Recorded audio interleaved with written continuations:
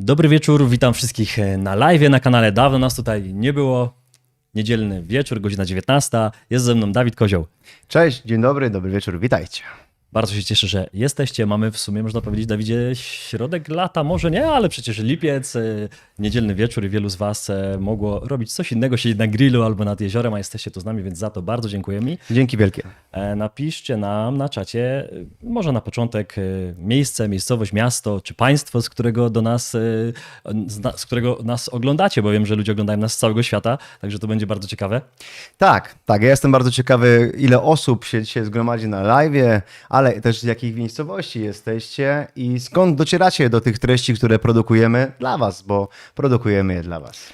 Drugie pytanie, takie krótkie, może napiszcie, no bo mówimy o tych wakacjach, czy jesteście przed wakacjami, czy jesteście może już w trakcie wakacji albo po wakacjach i jeśli po wakacjach, to gdzie to było, a my teraz wam zaraz będziemy... Tych miejscowości naprawdę pojawiło się tutaj sporo, Berlin, Warszawa, Jarocin, Bolesławiec, Katowice, no to tutaj, gdzie my się w tym momencie znajdujemy.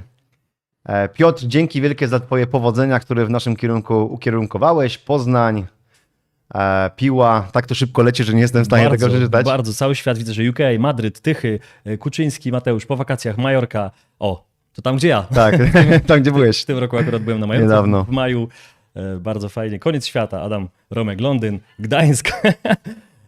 Oj, pięknie. Jest tu bardzo dużo miejsc, więc niech one sobie lecą. Bardzo dużo ludzi jeszcze dochodzi na czacie, bo mamy 19 i 2 minutki. Ja tutaj myślę, że możemy powiedzieć wam, co tu się dzisiaj będzie działo, bo bardzo sporo. dużo dzisiaj przygotowaliśmy wspólnie z całym zespołem. Ja sobie wezmę ściągę, żeby nic nie przegapić. Pierwsza rzecz, o której dzisiaj będziemy za chwilkę mówić, to uwaga, zmiany na platformie metamorfozy finansowej, bo sporo się tam zmieniło. Zaraz o tym powiemy. Co jeszcze? Nowość, kilka przykładowych analiz finansowych, czyli historii i sytuacji finansowych konkretnych gospodarstw domowych, które do nas kiedyś trafiły i omówimy pokrótce, co warto by te gospodarstwa domowe zrobiły na tym punkcie startu, gdzie się spotkaliśmy. Dokładnie tak. Będzie oczywiście możliwość, abyście zadali nam swoje pytania w kwestii finansów osobistych dzisiaj na czacie na żywo, więc jeśli takie pytania macie, to sobie je najlepiej zapisać i za kilkanaście minut będzie taka możliwość, żeby Dawid, który w finansach jest już blisko 15 lat, Nie, 12. no to blisko 15, mógł na nie z pełnym swoim doświadczeniem odpowiedzieć. Tak, kolejna sprawa, która dzisiaj również jest, myślę, przez wielu oczekiwana, a mianowicie rozpoczęcie start zgłoszeń do drugiej edycji konkursu Metamorfoza Finansowa. Tego konkursu, który w pierwszej edycji zgromadził ponad 1500 osób zgłoszonych w tym konkursie w 10 dni i zamknął okres zgłoszeń 2-miesięcznych właśnie w tym okresie. Dokładnie. Jestem ciekawy, jak teraz będzie wyglądało to w tej edycji. Jesteśmy lepiej przygotowani, ponieważ więcej planerów finansowych jest gotowych do przyjęcia osób do konkursu, ale również ta liczba jest ograniczona, też to będziemy omawiali później. I dzisiaj zapowiemy też wyjątkowy odcinek, który pojawi się już na kanale za kilka dni. To będzie odcinek, który jest z uczestnikami ostatniego, pierwszego konkursu Metamorfozy Finansowej, także to też za chwilkę o tym będziemy mówić. Dzisiaj na razie tak skrótowo, a zaraz te wszystkie tematy rozwiniemy, ale zanim rozwiniemy ten pierwszy temat, czyli zmiany na platformie Metamorfoza Finansowa, to poprosimy was nie tylko o komentarze tutaj na czacie, ale również komentarze pod filmem na YouTubie, żebyście dali tam, zostawili swój ślad, napisali, czy jesteście uczestnikami Metamorfozy Finansowej, jakie macie doświadczenie przez ten ostatni rok, no bo sporo się działo i mnóstwo osób brało w tym udział. Ja chętnie to uzupełnię, bo jeżeli mamy teraz sytuację, w której jest live, tak mamy odpalony pod live'em czat, gdzie właśnie na czacie w tym momencie przywitaliśmy się w ten sposób, że nas pozdrowiliście z różnych miejscowości, napisaliście również hashtag nie wstydzę się finansów i dzięki wielkie za to, ale poza tym pod każdym filmem na YouTubie jest jeszcze standardowa sekcja komentarzy i algorytm YouTube'owy czyta od 5 znaków pozytywnie dany komentarz, dzięki temu film idzie dalej w świat, a nam właśnie na tym zależy, żeby świadomość finansowa jak najwięcej mogła się rozwijać, to też pomóżcie nam w tym i jeżeli możecie w tej sekcji albo nas pozdrówcie, albo dajcie hashtag nie wstydzę się finansów, albo cokolwiek innego przyjdzie wam do głowy. Dokładnie tak. Ten hashtag się pojawia tutaj na czacie. I bardzo więc dobrze. To bardzo dobrze. Niech to wszystko żyje. Niech to żyje. Widać, że dociera ten nasz głos faktycznie do wszystkich, którzy siedzą dosłownie na całym świecie. I to jest niesamowite, że my tutaj ze studia nadajemy z Katowic, a ogląda nas, no można powiedzieć tak ogólnie cały świat. Oczywiście. To jest bardzo Zresztą fajne. jeszcze nawiązując krótko na marginesie do tego, co powiedziałeś, to jedna z laureatek ostatniej edycji to była Polka mieszkająca w Wiedniu. Więc też będziecie mieli tą możliwość oglądnąć z tymi uczestnikami na naszym kanale wywiad właśnie we wtorek o 19. Do tego wrócimy później, ale również na platformie Metamorfoza Finansowa, tam gdzie mamy moduły, każdy z tych odcinków bardziej rozbudowany będzie do waszej dyspozycji i ta pani również opowie swoją historię. Tak, niesamowite odcinki nagrywane, sporo emocji i to tacy normalni Polacy jak my, którzy pracują, zarabiają, no i często mieli problemy z finansami, wstydzili się o tym powiedzieć i nagle Metamorfoza Finansowa, można powiedzieć, pomogła im i te piękne odcinki, piękny odcinek, te piękne historie w tym odcinku są, także będzie można to zobaczyć. Dobrze, nie przedłużajmy, Idziemy dalej. do tego pierwszego punktu. Pierwszy punkt, który zapowiedzieliśmy przed chwilką, to są zmiany na platformie Metamorfoza Finansowa. Dużo się tam wydarzyło, Dawid, i jeszcze się wydarzy przez najbliższe tygodnie. Oddaję Ci głos, no bo jesteś jednak pomysłodawcą tej platformy, więc z całą przyjemnością myślę o tym opowiesz. Z wielką przyjemnością. Jak teraz zapowiadałeś, że będziemy ten temat rozwijali, tak krótko sobie w telegraficznym skrócie przypomniałem te ostatnie miesiące przygotowań do tego momentu, w którym właśnie się w tym momencie znajdujemy. Cały zespół pracował nad tym, żeby powstał nowy moduł o nazwie emerytura. Moduł, który jest zupełnie inaczej zrobiony niż jakakolwiek kompetencja związana z tym tematem na polskim rynku w kwestii edukacji finansowej. Bardzo dużo praktyki, kalkulator finansowy, możliwości policzenia do złotówki twojej indywidualnej emerytury, nie tej zależnej tylko i wyłącznie od państwa, ale tej, która zależy od ciebie. I to jest naprawdę piękne narzędzie, które teraz każdy z nas bezpłatnie ma w rękach, by sobie uświadomić, co potrzebuje w ramach swoich finansów zbudować, by tą przyszłość finansową jak najlepiej rozwinąć. Ale to nie wszystko, ponieważ jak zrobiliśmy kiedyś ankietę, jakie tematy was interesują, tematy, które chcielibyście, żebyśmy rozwijali, tematy, które powinniśmy pogłębić i zbudować, kolejne przestrzenie związane z edukacją finansową bezpłatnie, tak pojawiła się kwestia zagadnienia edukacji dzieci, gdzie ja nie czuję się w tym specjalistą, poprosiłem też zespół, żeby się zastanowił, kto w naszym gronie może zająć się tym tematem. Też pozwoliliśmy sobie skonsultować się z osobami zewnętrznymi i mamy to. Jesteśmy w tym momencie w trakcie realizacji modułu edukacji dzieci. I tutaj ten moduł się będzie rozwijał, bo 1 września oddamy Wam pierwszą część tego modułu, gdzie poruszymy kilka ważnych zagadnień, które już w szczególności nastolatkowie, może troszeczkę młodsze osoby będą mogły rozwijać swoją edukację finansową, ale to nie tylko, bo w przyszłości rozwiniemy tę edukację dzieci wielopoziomowo. Jestem ciekaw, jakbyście mogli teraz w komentarzu dać nam znać, czy to jest potrzebne. Czy jest Wam to potrzebne, by edukacja dzieci rozwijana była na metamorfozie finansowej, bo to jest zupełnie coś innego, a ta zmiana ewidentnie zaszła. Jeżeli tak, prosimy w komentarzach, dajcie dzieci plus, może w ten sposób i dzięki temu będziemy wiedzieli, że dla Was to jest ważne.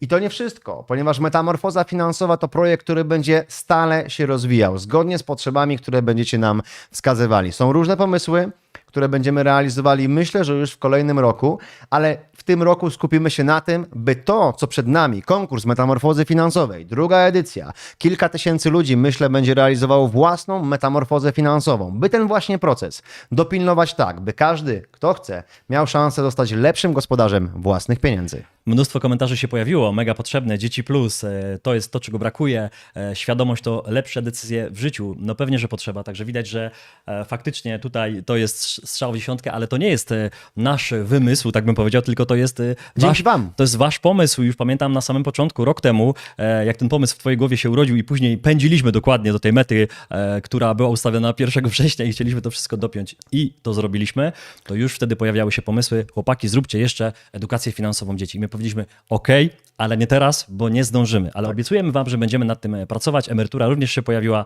także te kolejne moduły się faktycznie pojawiają. Emerytura już jest. Tak, ja już teraz mam te ciarki tak zwane, których często u mnie są doświadczane właśnie w takich momentach. Zobacz, co się dzieje w tym momencie w sekcji komentarzy. Raz, że jest bardzo pozytywny wydźwięk na temat dzieci, który rozbudowujemy jako zespół, ale też tutaj jakaś osoba wskazała, my działamy według metamorfozy z pierwszej edycji, świetny czas spędzony z plenerami i z wami. I tych historii to nie są kilkanaście, kilkadziesiąt, kilkaset, tylko to są już tysiące historii osób, które na mocy tego, co wspólnie budujemy, bo zauważcie, że ja, Grzegorz i część naszego zespołu nie wpadlibyśmy bardzo szybko na to, żeby budować edukację dzieci. Dlaczego? Powiem wprost, dla nas to było ogromne wyzwanie. Ja się nie znam na edukacji dzieci z sektora finansów. Ja mogę mówić o liczbach, ja mogę mówić o efektywności, ja mogę rozmawiać o psychologii dla osób, które są już konsumentami z punktu widzenia świadomej konsumpcji, czyli pełnoletnie osoby, ale nie mam doświadczenia w edukacji dzieci. Nawet mogę powiedzieć, że nie mam jakiegoś zbytniego doświadczenia w rozmowach z dziećmi, a co dopiero w edukacji z dziećmi, więc rozszerzyliśmy naszą perspektywę i pozwoliliśmy sobie zaczerpnąć od innych osób tych kompetencji, poprosić ich o wsparcie i na mocy tego wraz z wami budujemy metamorfozę finansową. Dokładnie tak. Sporo osób się do nas zgłosiło, którzy zechcieli nam pomóc, no i wszystko się sprawiło tak, że ta platforma się rozszerza również o ten moduł, który już będzie 1 września. 1 września będzie pierwsza część związana z edukacją dzieci, a kolejno będziemy rozbudowywali kolejne moduły, bo to trzeba podzielić. Inaczej się rozmawia z dzieciaczkami, które mają, 5, 7, 8, 9 lat, a inaczej będzie się rozmawiało z dzieciaczkami, które mają 14, 16 lat. To jest zupełnie inna rozmowa o finansach i też to wiedziałem, że to jest inna rozmowa, ale jak zagłębiłem się w szczegóły, rozmawiając z osobami, które to robią, tak to jest naprawdę inna rozmowa. I inny w ogóle element zainteresowania finansami. Też trzeba to inaczej przedstawić, więc to trzeba zrobić i też względem do rodzica, informacje, jak warto by to robił, ale też myślimy o materiałach już dedykowanych dla dzieci, więc będzie się dużo działo, ale to nie koniec rozwoju metamorfozy finansowej, bo tematów finansowych jest, jak wiecie, bardzo wiele. Nieskończona ilość. Okej, to idźmy zatem do drugiego punktu dzisiejszego wieczoru, a drugi punkt to jest przedstawienie 4 analiz, 4 sytuacji z polskich domów, z polskich rodzin. To są 4 sytuacje finansowe, każda różna i one są prawdziwe. To są osoby, które zgłosiły się do metamorfozy finansowej. Przygotowaliśmy na planszy tutaj dokładnie dane, które się tutaj pojawią. Ja przeczytam historię danej konkretnej rodziny, a Dawid przeanalizuje i może wystawi taką finansową receptę. Będziesz miał tutaj tableta do pomocy, być może z niego będziesz mógł skorzystać, jak zechcesz. Okej, czekamy na wyświetlenie się tych na wyświetlenie informacji. tych danych i zaraz będziecie też to u siebie. Co więcej, to jest ważne, żeby to w jakiś sposób zinterpretować do swoich sytuacji, ale też nie tak 1 do 1, ponieważ każdy ma inną sytuację finansową, ale chcemy pokazać po prostu, jak można podchodzić trochę inaczej, czym się zająć na początku, jakie pierwsze kroki warto podejmować, jeżeli mamy daną sytuację i też nie jesteśmy w stanie pokazać każdego możliwego scenariusza, ale ten każdy możliwy scenariusz planer finansowy w metamorfozie finansowej z wami może omówić. Idźmy do przykładu. Dokładnie, idźmy do przykładu. Spróbujcie sobie wyobrazić, jeśli to jest sytuacja podobna do waszej. Sytuacja numer 1, samotna mama, 27 lat, wychowująca syna 4-letniego. Praca na pełen etat, brak oszczędności. Zdarzają się miesiące, w których finansowo wspomagają ją rodzice. Posiada zobowiązanie zaciągnięte na samochód, jest w trakcie szukania lepiej płatnej pracy, no i do tej pory nie pracowała ze swoimi finansami, poza rozpisaniem ostatniego miesiąca poniesionych wydatków. Myślę, że tak młoda osoba, no ale już z synem, czyli już z osobą, którą trzeba dodatkowo utrzymywać i tutaj samotna mama, czyli to jest, można powiedzieć, osoba, która ma jeden dochód na 2 osoby, tak? Nie ma tego do drugiego rodzica. To są takie podstawy, które tutaj widzimy. Nie wiemy, czy tam jeszcze coś jest więcej, ale takie dane dostaliśmy. Co widzisz na pierwszy rzut oka, mając, Dawid, setki, jak nie tysiące rozmów? Ja mam bardziej rozbudowaną tabelkę już wydatków i dochodów. Okej, ty dostałeś? Więc potrzebujemy to na ekran. Właśnie już zacząłem to czytać. Okej. Widzisz, Tu się ja pojawił. teraz mam Tak. jeszcze to do dyspozycji. No to widzimy. Dochody netto z pracy 3700, alimenty 800, 800 plus, kiedyś 500 plus, no i suma dochodów 5300. Koszty 5220, czyli praktycznie na zero. Mieszkanie 1600, czyli w dzisiejszych czasach wcale nie tak dużo, jeśli to jest wynajem, bo to jest wynajem, rozumiem, tak? Nie ma tu informacji o kredycie Tak, to na jest mieszkanie. wynajem, bo zobacz, że na końcu majątek bytowy, Jest który samochód. jest wskazany, to jest samochód, laptop nie jest to mieszkanie. Tak, nie ma mieszkania. Okej, dokładnie. Mieszkanie, media 380, żywność 1700.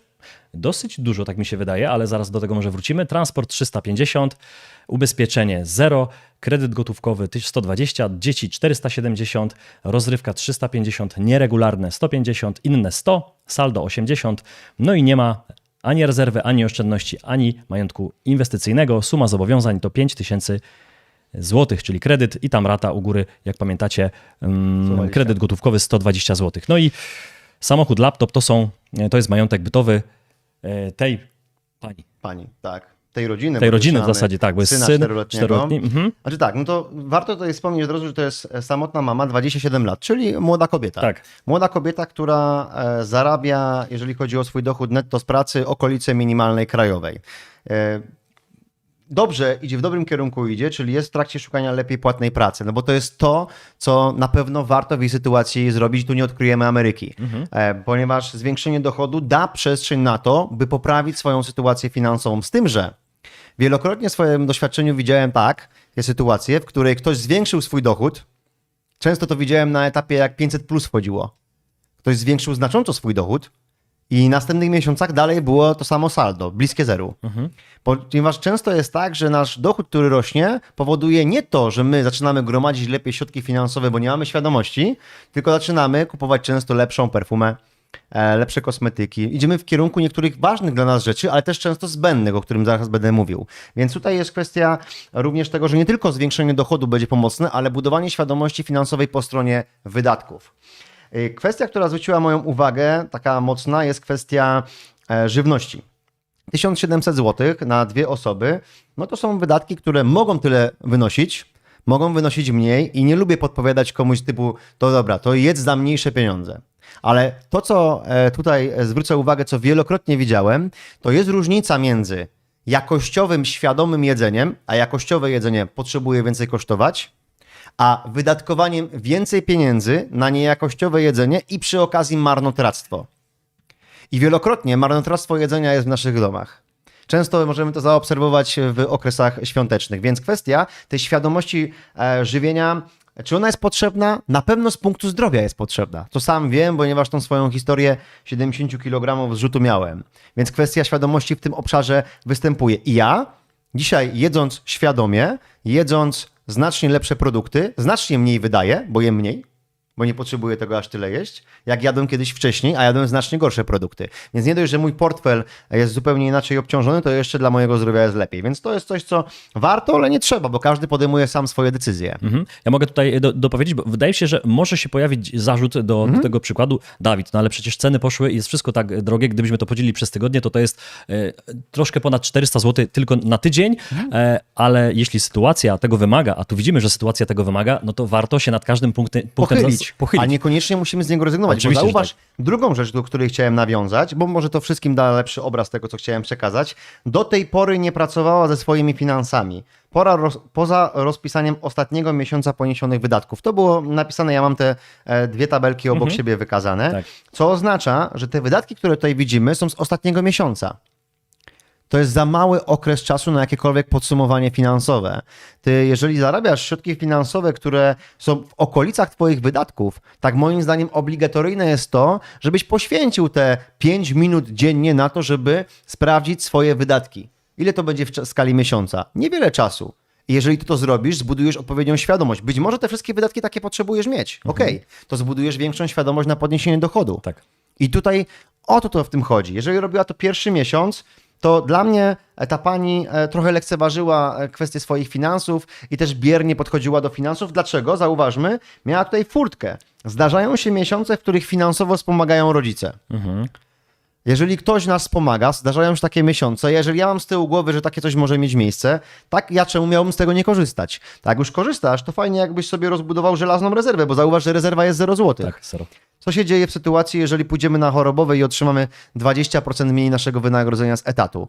Nie będziemy mieli w tym momencie możliwości, jeżeli to są nasze niezbędne wydatki, wszystkie załóżmy, że są, nie będziemy możliwości mieli pokrycia tych wydatków, bo nie mamy ani rezerwy, będziemy potrzebowali poprosić to o rodzinę, o wsparcie. Więc tutaj ważne jest zadziałanie w kwestii rezerwy. Pamiętajmy, że żelazna rezerwa powinna oscylować między 3 a 12-krotność miesięcznych wydatków, a najlepiej optymalnie 6-krotność. Więc jest tutaj co robić, jeżeli chodzi o ten segment. No i ostatnia sprawa, ubezpieczenia 0 zł. Nie wiem, z jakiego powodu tutaj pani wychowuje sama dziecko. Ja rozumiem, że być może tutaj tata się poczuwa, nie poczuwa, nie wiem, ale trzeba też mieć taki scenariusz w głowie, że zdarzy się jakaś taka sytuacja, która może zagrozić zdrowiu, życiu. No i teraz nie zostaje, jakby ona zniknęła z tego świata, to nie zostaje sytuacja czysta tak zwana, tylko jest ktoś po niej. I teraz ja w takiej sytuacji uważam, że tutaj powinno być jakieś zabezpieczenie w kwestii ubezpieczenia na życie wprowadzone. No i mi się wydaje, że planer finansowy, który pracował z tymi segmentami, pracował właśnie nad tymi zagadnieniami. Oczywiście trzeba byłoby się głębiej zagłębić w te tematy, ale to są takie pierwsze rzeczy, które widzę na początku. No i spłata tych zobowiązań, bo po co mieć długi? Dokładnie tak. No myślę, że tutaj na pierwszy przykład tyle nam wystarczy. Część z Was może mieć podobną sytuację, może mieć identyczną sytuację, albo może znać kogoś, kto taką sytuację ma. Więc warto wysłać tym osobom ten przykład tego linka, żeby sobie to zobaczyli. I co więcej, bo mogą być pytania w tym momencie, bo może coś nie doprecyzowałem. Więc jeżeli są, to zapiszcie sobie bardzo proszę te pytania i w sekcji Q&A będziemy mogli odpowiadać na pytania dotyczące jakiegokolwiek przykładu, sytuacji 1, 2 czy 4 lub pytania wolne związane z finansami, ale to później, żeby Dokładnie teraz nie tak. wskakiwać. To w kolejnej części, to idźmy do przykładu numer 2. Ten przykład numer 2 też Wam się wyświetli dokładnie tak jak przykład numer 1. Zupełnie inna sytuacja, ale też częsta w polskich domach. Myślę, że ktoś z Was, kto jest dzisiaj na czacie, ma sytuację podobną. Czytam. Małżeństwo w planach, 2 dzieci, czyli tak prorozwojowo. Bardzo dobrze. Oboje pracujący na pełen etat. Mąż 35 lat, dochody na poziomie 8700 zł. Żona 32 lata, dochody na poziomie 5800. Zaciągnięty kredyt hipoteczny na mieszkanie z wkładem własnym o wartości 200 000 zł otrzymanym w darowiźnie od rodziców. Oszczędności trzymane na koncie oszczędnościowym i do tej pory prowadzili budżet, ale nie mogli utrzymać jego prowadzenia dłużej niż 2 miesiące. Czyli chęci były, no ale przez 2 miesiące tylko się pojawiły. No i teraz poprosiłbym o te szczegóły, czyli tabelkę, w której mamy już konkretne liczby. Dobra, mamy. Dochody netto wspólnie w sumie to jest 14 500. Nie mamy miasta, w którym mieszkają, więc to też pewnie zależy od tego, gdzie mieszkają, bo te koszty wcale nie są takie małe, bo to 12 050 zł. Mieszkanie, czynsz 750, media 350, żywność 2200. Tu są 2 dorosłe osoby. 1700 pamiętamy przy poprzednim przykładzie, transport 750, ubezpieczenie od utraty pracy z banku 150, ubezpieczenie samochodu 110, ubezpieczenie nieruchomości z banku 200, ubezpieczenie na życie tutaj 0, tu też myślę, że do tego wrócimy. Zobowiązania prawie 4000 zł, 3940, rozrywka 1500, wcale nie mało, wydatki nieregularne 600, inne 1500, saldo 2450, rezerwa 5000, więc zaczyna się budować. Jak mnie mam, oszczędności na meble, ciekawe, może kuchnia jakaś, meble tanie nie są, wiem z autopsji, także jeszcze tam trochę brakuje. No i majątek inwestycyjny 0 i suma zobowiązań tu jest 540 000, rozumiem, że to jest kredyt na mieszkanie, bo w majątku bytowym to mieszkanie się pojawiło. Mieszkanie o wartości 740 000, no i samochód 1. To jest bardzo fajny przykład, bo jest bardzo częsty. Oczywiście te dochody, które mogą być w tej podobnej scenerii różne, będą 20, 10 tysięcy, 8, ale sytuacja jest podobna. Zauważmy. Żywność 2200 zł. Możemy nawiązać do poprzedniej sytuacji. Tak. Czy to jest mało, czy dużo? Nie wiem. Nie wiemy. Nie wiemy, to jest kwestia podejścia. Nie będę mówił tego samego do żywności, ponieważ to jest kwestia indywidualna. Tak. I każdy warto, żeby sobie to analizował sam. Jak jest jakościowo, to jest dobrze, zdrowie jest ważne. Ale idźmy dalej. Kwestia mediów, zostawiam mieszkanie, czynsz, to są czynsze, które mogą jak najbardziej mieć miejsce. Co zwróciło moją uwagę? Zacznę od końca. Zauważmy. Majątek, jak sami wiecie, z metamorfozy finansowej dzieli się na 3 strefy. Rezerwa, majątek bytowy i majątek inwestycyjny. I teraz te osoby, czyli 35-letni mężczyzna, 32-letnia kobieta, mają majątek w postaci majątku bytowego o wartości 740 000 mieszkanie, z czego 200 000 pochodzi z darowizny, czyli to nie oni wypracowali, tylko otrzymali. Tak, rodzice dali. 540 000 to jest suma zobowiązań, więc to jest wartość kredytowana, Tak. więc to nie wynika z ich pracy wcześniejszych lat. No i mają samochód. Majątek inwestycyjny jest 0, a w rezerwie mamy 5000 zł. Czyli można powiedzieć inaczej, że kariera zawodowa, którą mieli do tyłu, powodowała, że to, co zarabiali, konsumowali, chociaż wskazują saldo na poziomie 2500 zł miesięcznie. To oznacza, że jakby mieli saldo 2500 zł miesięcznie, to po 12 miesiącach powinni mieć mniej więcej 30 000 zł rezerwy. Oczywiście, czyli tam środków do dyspozycji. Nie mają tych środków z jakiegoś powodu, a przecież nie wydali ich na mieszkanie, bo dostali darowiznę 200 000. Z czego to wynika? Już to widzimy. Nie prowadzili budżetu więcej niż 2 miesiące. Nie da się przez prowadzenie 2-3 miesięcy stwierdzić wydatków wszystkich, które są w roku. Są takie wydatki, które są na przykład w grudniu, które nie pojawią się w marcu. Nie pojawią się w czerwcu. Potrzebujemy uśredniać budżet, przygotować się na wydatki nieregularne, żeby mieć tutaj przekonanie o poniesionych wydatkach, jeżeli tak chcemy postępować. Zresztą wszystko zgodnie z modułem budżetu w metamorfozie finansowej. Więc tutaj mi się wydaje, że te wydatki będą znacznie wyższe i też prawda jest taka, że jak oni kupili za 740 000 mieszkanie, to jak teraz? Uzbierają 5 000, kupią meble, uzbierają 7 000, kupią coś innego, uzbierają 10 000, kupią coś innego. Ale zauważmy, co oni robią. Zwiększają majątek bytowy, czyli podnoszą standard życia, realizując sobie brak rezerwy finansowej. Przecież to można zrobić to i to naraz. Tylko po prostu krok po kroku. Tak postępuje dobry gospodarz pieniędzy. Tak postępuje dobry gospodarz w kwestii bezpieczeństwa finansowego. I druga sprawa, która zwróciła moją uwagę, czyli podsumowując, powinni zająć się budżetem i stwierdzić faktycznie swoje wydatki. Zauważmy, że tu mamy inne 1500. Często jak widzę inne 1500, to jest nie wiemy, a rozrywka 1500 też nie jest mało. Oczywiście jest to 10% z ich dochodu. Okej, to jest taka wartość w porządku.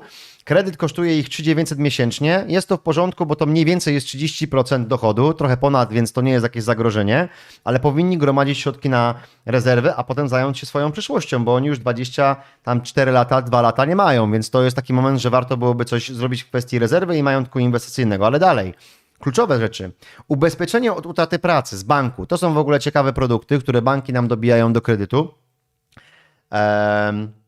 Krótko mówiąc, nie zagłębiając się w szczegóły, zazwyczaj te produkty nie działają, nawet jak tracimy pracę, to ten szereg rzeczy, który musi być spełniony w ramach tej utraty pracy, jest prawie, że prawdopodobieństwo jego realizacji jest na tyle niskie, że tej wypłaty nie będzie, więc często ten produkt jest kosztem tego kredytu, takim dobiciem, ale on nie spełnia swojej swojej funkcji, przepraszam bardzo, a jak nie spełnia swojej funkcji, to trochę myli gospodarstwo domowe. A czy można z niego zrezygnować? Często jest tak, że po kilku latach od rozpoczęcia kredytu, bo ty masz jakąś opcję, czyli na przykład bierzesz ten kredyt i bierzesz ubezpieczenie od utraty pracy, dzięki temu masz na przykład niższą marżę w danym okresie albo mniejszą prowizję do zapłaty na początku w kredycie, więc często zachęcają pośrednicy kredytowi lub pracownicy banku do zawarcia takiego ubezpieczenia, mówiąc, ma pan jeszcze bezpieczeństwo w cenie, jakby pan utracił pracę, ale często ten klient rozumie to tak, że jak go ktoś zwolni, to on dostanie sytuację, w której ktoś pół roku będzie płacił za niego ratę. Nie. Tak to nie działa. Sprawdźcie sobie, jeżeli macie takie zapisy w umowach, tam sekcja rzeczy, które muszą być spełnione, by taka wypłata miała miejsce, jest taka, że ja przez 12 lat nie słyszałem o wypłacie z tego tytułu. Nigdy. Więc tutaj bym powiedział, że to jest produkt dobiciem kosztu, który jest po prostu zwiększeniem marży na banku i tyle. Więc ja nie chcę mówić, że to ma być rezygnacja, bo może być tak, że to zmniejsza marżę o tyle, że warto. Tylko żeby nie było w głowie, że on ma ubezpieczenie od utraty pracy, więc jak go zwolnią, to jest okej. Albo rezerwy nie ma, rozumiesz, to mi o to chodzi. Dalej, ubezpieczenie samochodu. No dobra, to nie wiem, jaki ten samochód jest i to jest majątek bytowy, ruchomość, która mnie nie do końca interesuje, ale ważne, ubezpieczenie nieruchomości z banku. I też uwaga, jeżeli mamy ubezpieczenie nieruchomości z banku, to bank wymaga od nas ubezpieczenia do wartości kredytu, który zawieramy. W tej sytuacji mieszkanie 740 000, a kredyt 540 000, to ja nawet nie patrząc w dokumenty, jestem przekonany, że tam będzie ubezpieczenie na 540 000. Dlaczego? Bo bank interesuje cesja na swoją rzecz w sytuacji wypłaty odszkodowania do wartości kredytu, a nie do wartości tego, jakie mamy aktywo, czyli jaką mamy majątek w tym kontekście. Więc ja na przykład mam kredyt hipoteczny, wiele razy mówiłem, już teraz 630 000 do spłaty, oprocentowanie 5,04, tu będzie 7,8 patrząc na kwotę kredytu, bo to będzie chyba świeży kredyt, jak widzę. I mam ubezpieczenie 650 000, bo tyle brałem kredytu z banku. Ale ja poza tym zawarłem drugie ubezpieczenie, które jest do wartości realnej tej nieruchomości. Tak a propos cię to będzie też interesowało. Tak? Tak. Więc znam temat. Tak. To jest coś, co... Dlaczego to warto zrobić? Bo zobacz, bo oni mają 35 lat, 32 lata, otrzymali 200 000 darowizny i najważniejsza część ich majątku to jest to mieszkanie. I teraz nie dokładając do tego 100 zł czy 150 zł, żeby zabezpieczyć w pełni swój majątek, który zbudowali do teraz, to jest duży błąd moim zdaniem finansowy. I tak bym omówił ten przykład. Dobrze, no to idźmy do przykładu numer 3. Ja już nie będę dokładał tu komentarza, bo bardzo dokładnie omówiłeś ten przykład numer 2. Jeszcze 2 przed nami. Trzeci również bardzo ciekawy. I przypominam, że możecie mieć pytania do tych przykładów, do tego opisu tych sytuacji do Dawida, do tego, co powiedział. I zaraz w sekcji komentarzy możecie te pytania swoje zadać. Później, tak będzie sekcja za kilka minut. Q&A. Tak. Okej, sytuacja numer 3. Małżeństwo z trojgiem dzieci w wieku 8, 5 i 3 lata, mąż 43, żona 41. Mąż jest jedynym żywicielem rodziny, to ważne myślę. Prowadzi jednoosobową działalność gospodarczą jako ortodonta. Żona nie pracuje, zajmuje się dziećmi i domem. Ja bym napisał, żona pracuje, zajmuje się dziećmi i domem. Tak bym napisał. To prawda. To jest ważne. Średnie dochody z JDG. Z JDG ostatnie 12 miesięcy na poziomie 30 500 zł. Do tej pory nie podejmowali żadnych działań z finansami. Wszelkie oszczędności trzymają na rachunku bieżącym. Więc jak widzicie, sytuacja, gdzie jest dosyć ciekawy dochód, ale jest też rodzina dużo większa, no bo 5 osób. Poprosimy o tą tabelkę ze szczegółami. No i mamy. Jeszcze raz 30 500, dochód z ostatniego roku, dochód z 800 plus, dodatkowo oczywiście, czyli 2400, suma dochodów 32 900. Deklarowane wydatki, uwaga, 20 000 złotych każdego miesiąca. Dom, znak zapytania, tu nie wiem, co się wydarzyło. W sytuacji, jeżeli mamy znak zapytania, to człowiek nie jest w stanie podać wartości, nie wie. A, w tym sensie, okej, czyli Tak. wartość domu. Czyli jest dom, ale nie mamy wartości. Nawet Dobrze. nie wartości domu, wydatków na dom. Wydatków, czyli tyle wydają, że może po prostu Nie są- wiedzą. Nie wiedzą. Nie wiedzą. Okej, Nie liczą to tego. jeszcze gorzej, że nie wiedzą. No tak. Zobaczcie, jaka sytuacja. Media 500 zł, żywność nie wiedzą, transport nie liczą, ubezpieczenie zdrowotne 270, ubezpieczenie samochodu 80, bardzo tanio, myślę, ubezpieczenie domu 100 zł, zobowiązania 5000 zł. No i nie liczą również wydatków na dzieci, rozrywkę, nieregularnych i innych. Saldo deklarowane 12 900 zł. Rezerwa na dzień dzisiejszy to 11 300. Zero oszczędności i zero deklarowanego majątku inwestycyjnego. Suma zobowiązań, czyli to jest ten kredyt na dom, jak rozumiem, 630 000 złotych. No i oczywiście majątek bytowy, czyli ten dom w sekcji majątek bytowy, a nie majątek inwestycyjny, jak dobrze już rozumiemy z metamorfozy. No i samochód się tu pojawia jeden. Może żona nie jeździ, może żona nie jeździ, chyba że mąż dojeżdża tramwajem do pracy. Często takie sytuacje mają miejsce, że ktoś ma w swoim domu gabinet. Nie Mo- wiem, ja może tam tak do być? ortodonty chodziłem, Tak gdzie właśnie w się domu jest zastanawiam gabinet. właśnie, czy... Ale okej, to Ale jest... to zostawmy. Zauważmy, 43 lata mąż, żona 41 lat, trójka dzieci. Tak. On dochód z działalności, nie przychód, czyli przychód minus koszty Tak. dopiero. Dochód z 12 miesięcy, 30 500 zł. Dla niektórych z Was może to być wielkie zaskoczenie, że nie taki dochód, bo taki dochód ludzie mają, ale że rezerwa wynosi 11 300. Tak. Czyli to jest niespełna pół dochodu miesięcznego tego gospodarstwa domowego. To jest sytuacja konsumpcjonistów, dużych konsumpcjonistów. Rekordzista kiedyś, jak zgłosił się do metamorfozy, pamiętasz, o 58 000 58 000? miesięcznie dochodu. To nie był lekarz, nie pamiętam jaki był zawód. Wydaje mi się, że też jakiś wolny zawód masażysta. Notariusz. Notariusz? Notariusz to był. Tak, Okej. notariusz to był. Okej. Tak, wtedy był to... Żona też nie pracowała chyba, tak? Tak, to było? tak. I tam było więcej dzieci, 5. Dobrze. Ale okej, 58 000 w tym zarabiał, tutaj mamy 30 500. To nie chodzi o ilość dochodu, to też jest piękny przykład, tak? Tego. To chodzi o tym, jak gospodarujemy finansami. Widać, że osoba, która zbierała te dane, to ta rozmowa wyglądała w ten sposób, to ile na dom? Nie wiem, a media gdzieś 500. A zobowiązania około 5000. To były takie rzucane wartości. To ewidentnie tutaj widać. Wiele razy robiłem taką analizę finansową, że gospodarstwo domowe nie miało zielonego pojęcia i niektóre liczby rzucało. To, co często wiemy, to ile płacimy za ubezpieczenia. I zobaczmy. Ubezpieczenia zdrowotne, okej, 270 zł. Ubezpieczenie samochodu, powiedziałeś mało. No w skali roku niespełna 1000, to pewnie OC samochodu. Pewnie tak to będzie. tak. Ubezpieczenie domu 100 zł. To znów mamy sytuację, w której jest jakieś tutaj niedoubezpieczenie, a to jest jedyna wartość, którą zbudowali, ale to już omówiliśmy wcześniej, więc nie będę omawiał tego samego, Tak. bo to nie ma tutaj sensu, ale wskażę jedną rzecz, której nie powiedziałem wcześniej w poprzednim przykładzie. Tam nie mówiłem o ubezpieczeniu na życie, chociaż było 0. Bo dla mnie, jeżeli jest para, małżeństwo bez dzieci, mają kredyt, to czy oni mają ubezpieczenie na życie, to jest ich decyzja, czy drugi, jeżeli jednego nie będzie, ogarnie temat finansowo ten, co mu został. Ale jak są dzieci, to jest obligatoryjne ubezpieczenie na życie, jeżeli nie mamy rezerwy finansowej, jeżeli nie mamy poukładanych finansów, majątku, który zostawiamy, bo tu mamy zobowiązanie, tak? Zobowiązanie za maluszków. Ale ostatnio widziałem taką reklamę na mieście, dosłownie kilka dni temu wstałem nawet Iwonie, nie wiem czy tobie też, i tam było napisane, tam były dzieci na tej reklamie i było napisane: nie zostawiajcie nam swoich długów. Z tą sytuacją mi się to teraz skojarzyło. Widziałem tę reklamę, tak. Ale okej, idę dalej. Więc tu mamy sytuację trójki dzieci, 8, 5 i 3 lata, więc tutaj zabezpieczenie jest moim zdaniem obligatoryjne w kwestii ubezpieczenia na życie i jeszcze mamy żywiciela rodziny z punktu finansowego, jedynego żywiciela rodziny i gdyby coś mu się stało, żeby on zniknął powiedzmy, albo nie mógł wykonywać swojej pracy zawodowej, bo ortodonta musi wykonywać swoje prace zawodowe, bo to nie jest napisane, że ma klinikę ortodontyczną i zatrudnia ortodontów, tylko on jest ortodontą, to znaczy, że on potrzebuje mieć sprawne ręce do pracy. I sytuacja jakiejś zmiany zdrowotnej lub tego, żeby zniknął, to nie tylko jemu coś się dzieje, tylko cała rodzina zmienia swój standard życia i prawdopodobnie bezpowrotnie. I tutaj ten element powinien być jak najszybciej rozwiązany. I kategoryczna kwestia to jest zarządzanie finansami, czyli pracowanie z budżetem. To, że im się może nie chciało, bo to jest tak, że zarabiamy dużo względem innych. Mamy informacje, minimalna krajowa wynosi tyle, średnia krajowa wynosi tyle, ludzie, tyle i tyle osób w Polsce zarabia powyżej 10 tysięcy, 12 tysięcy i tak dalej, a ja zarabiam 30. To ja czuję, że ja nie mam potrzeby z finansami nic robić, ponieważ te finanse do mnie lgną.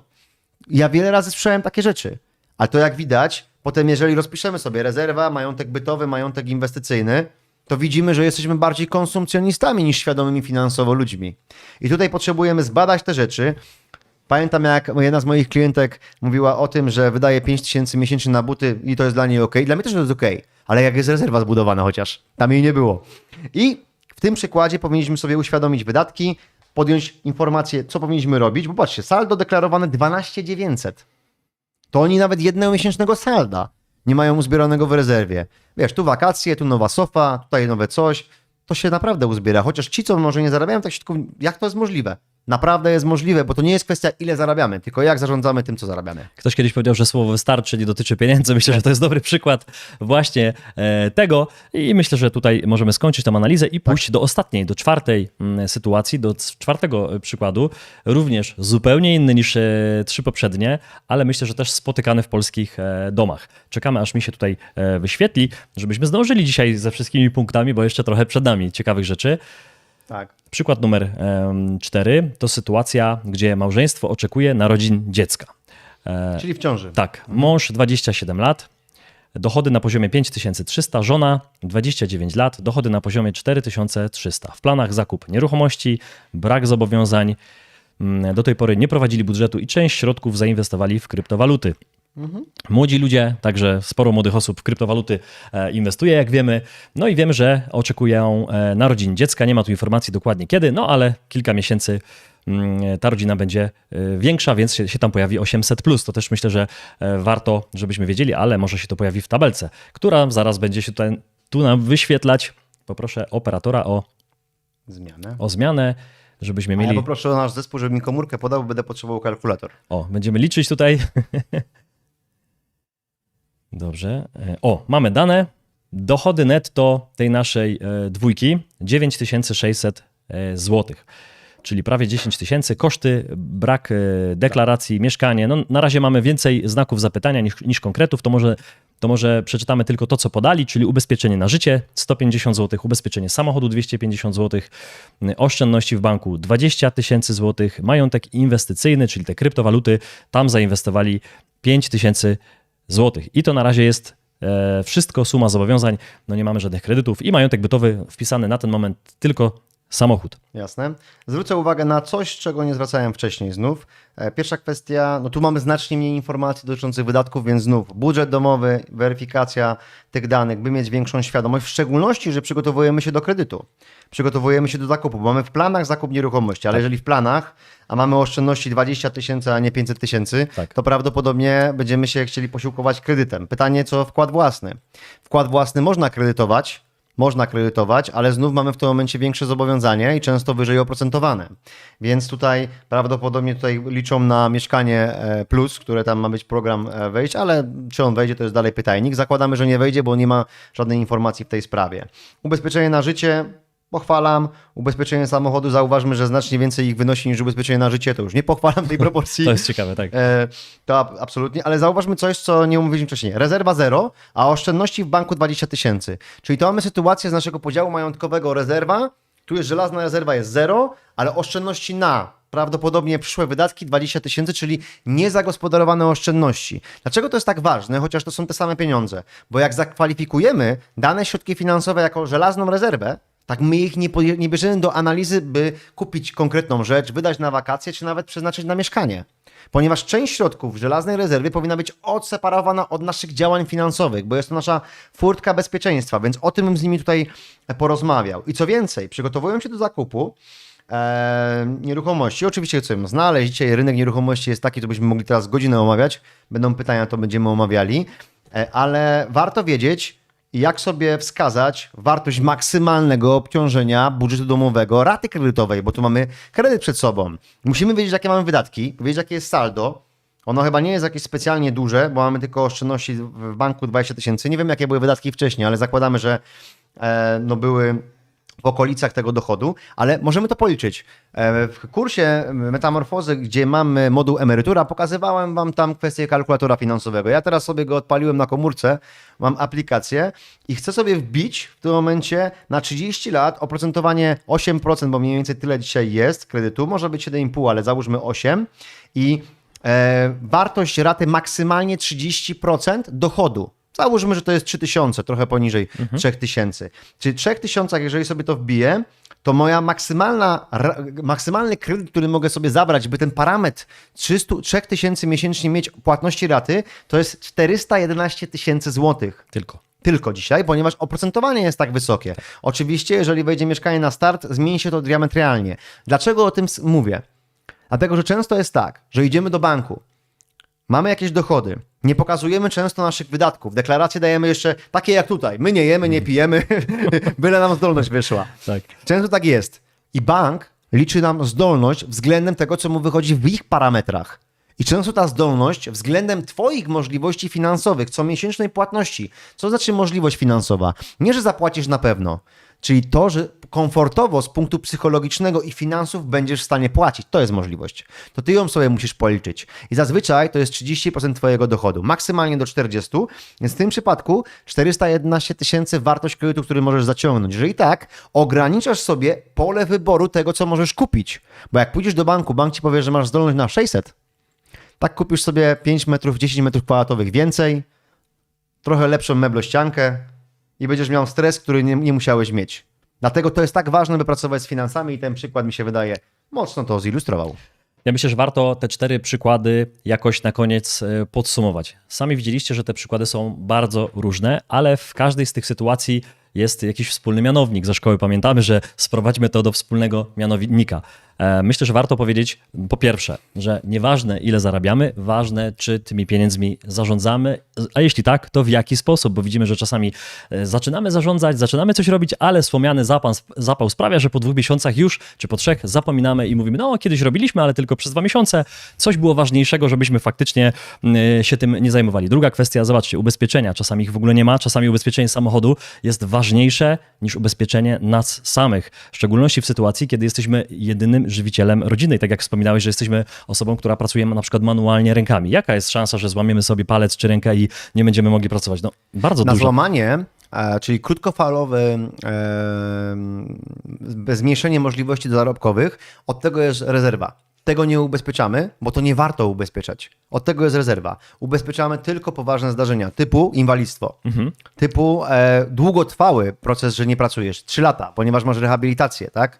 I tutaj to się rozgranicza, ale to... Ale nawet w tym przykładzie, który wspomniałem, to tam rezerwa, pamiętam, była bardzo mała. Przecież tak. nie istniała, bo 30 tysięcy się pojawiało, a tam rezerwa była 11, na poziomie 12, no, dokładnie 1/3. Także myślę, że tutaj możemy to podsumować, że obojętnie jaką macie sytuację, obojętnie z kim mieszkacie w gospodarstwie, ile osób jest w gospodarstwie, ile zarabiacie, to warto do tego przysiąść.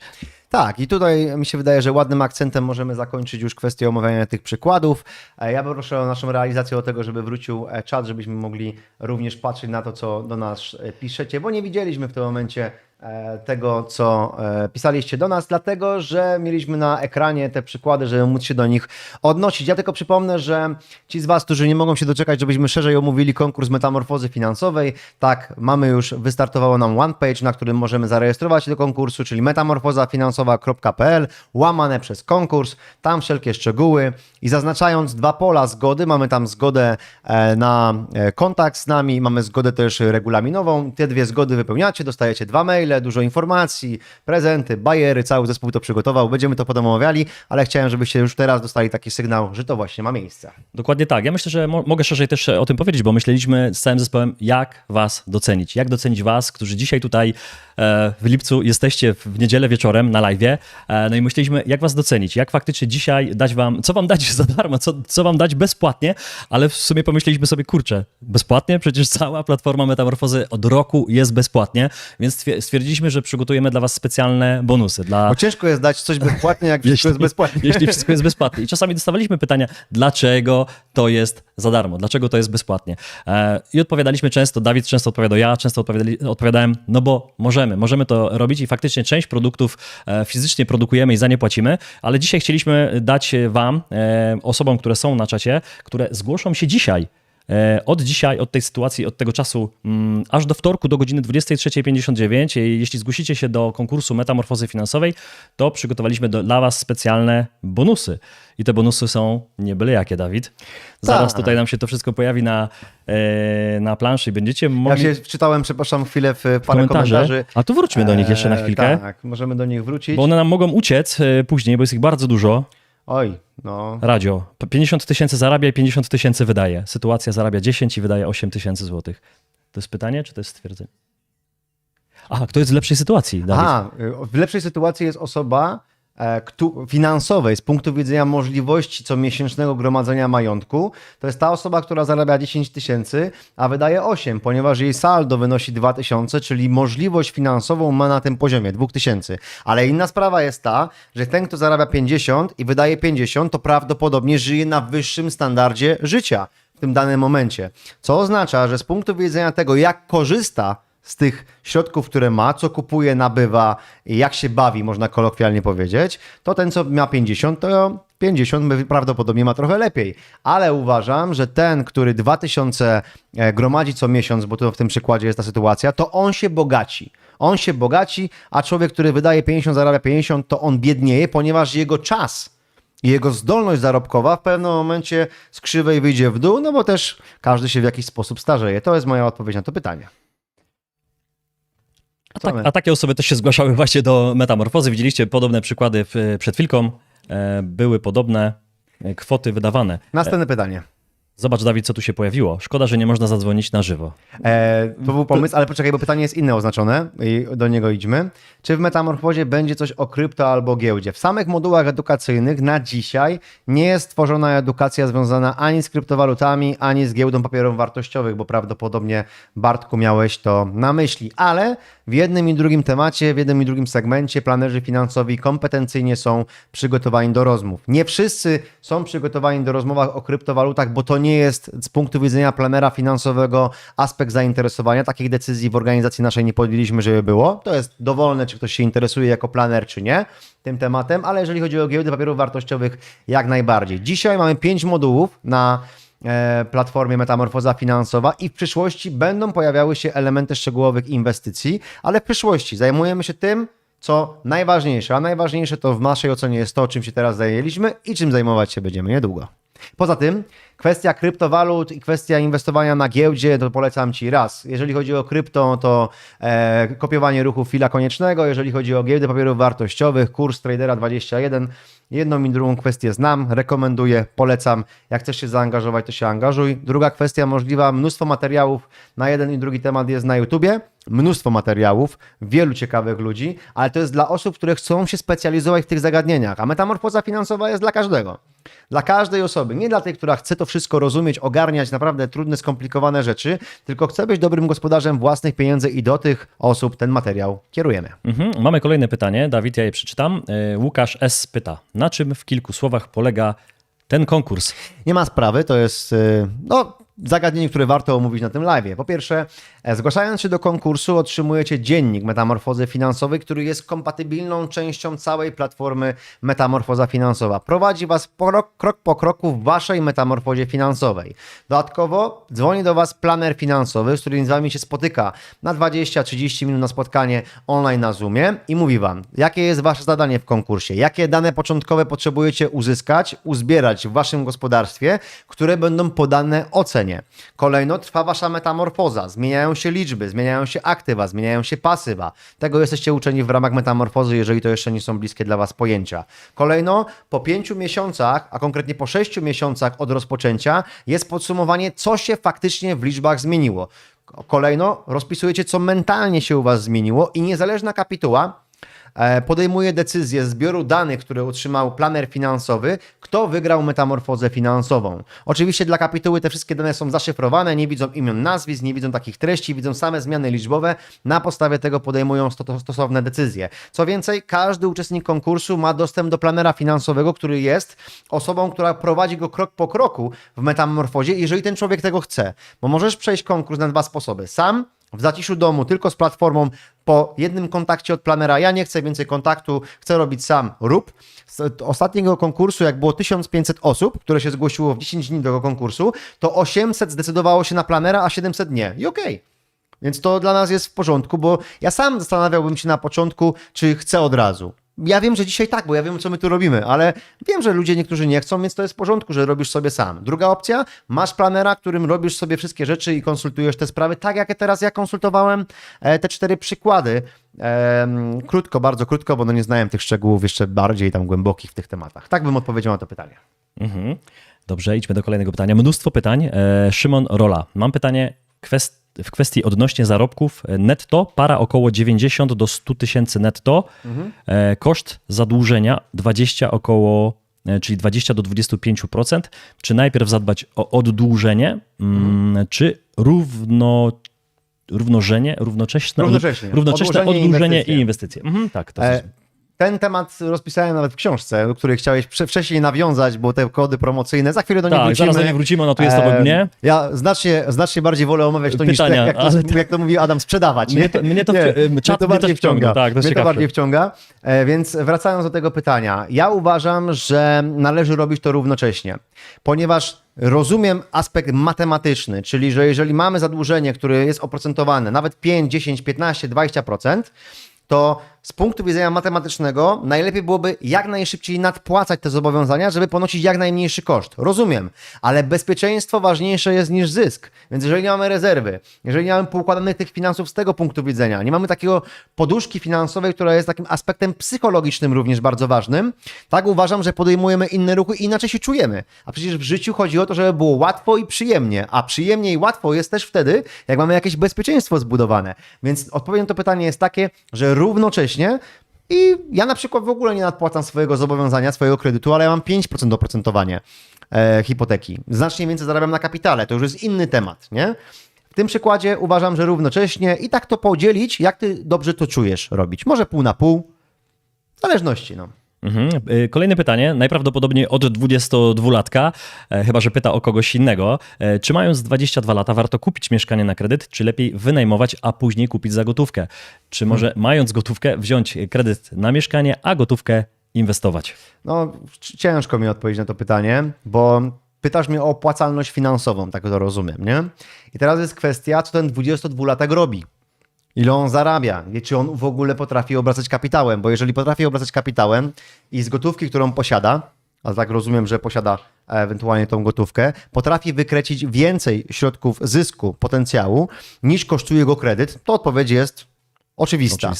Jeżeli te środki mają leżeć, nic nie robić, albo będą konsumowane na wakacje, to lepiej, żeby poszły w stronę zakupu tej nieruchomości. To tak krótko. Dalej, czy kupić dzisiaj nieruchomość, czy czekać? To jest takie pytanie, na które myślę, wydaje, że wiele osób może sobie teraz zadawać. Ja nie wiem.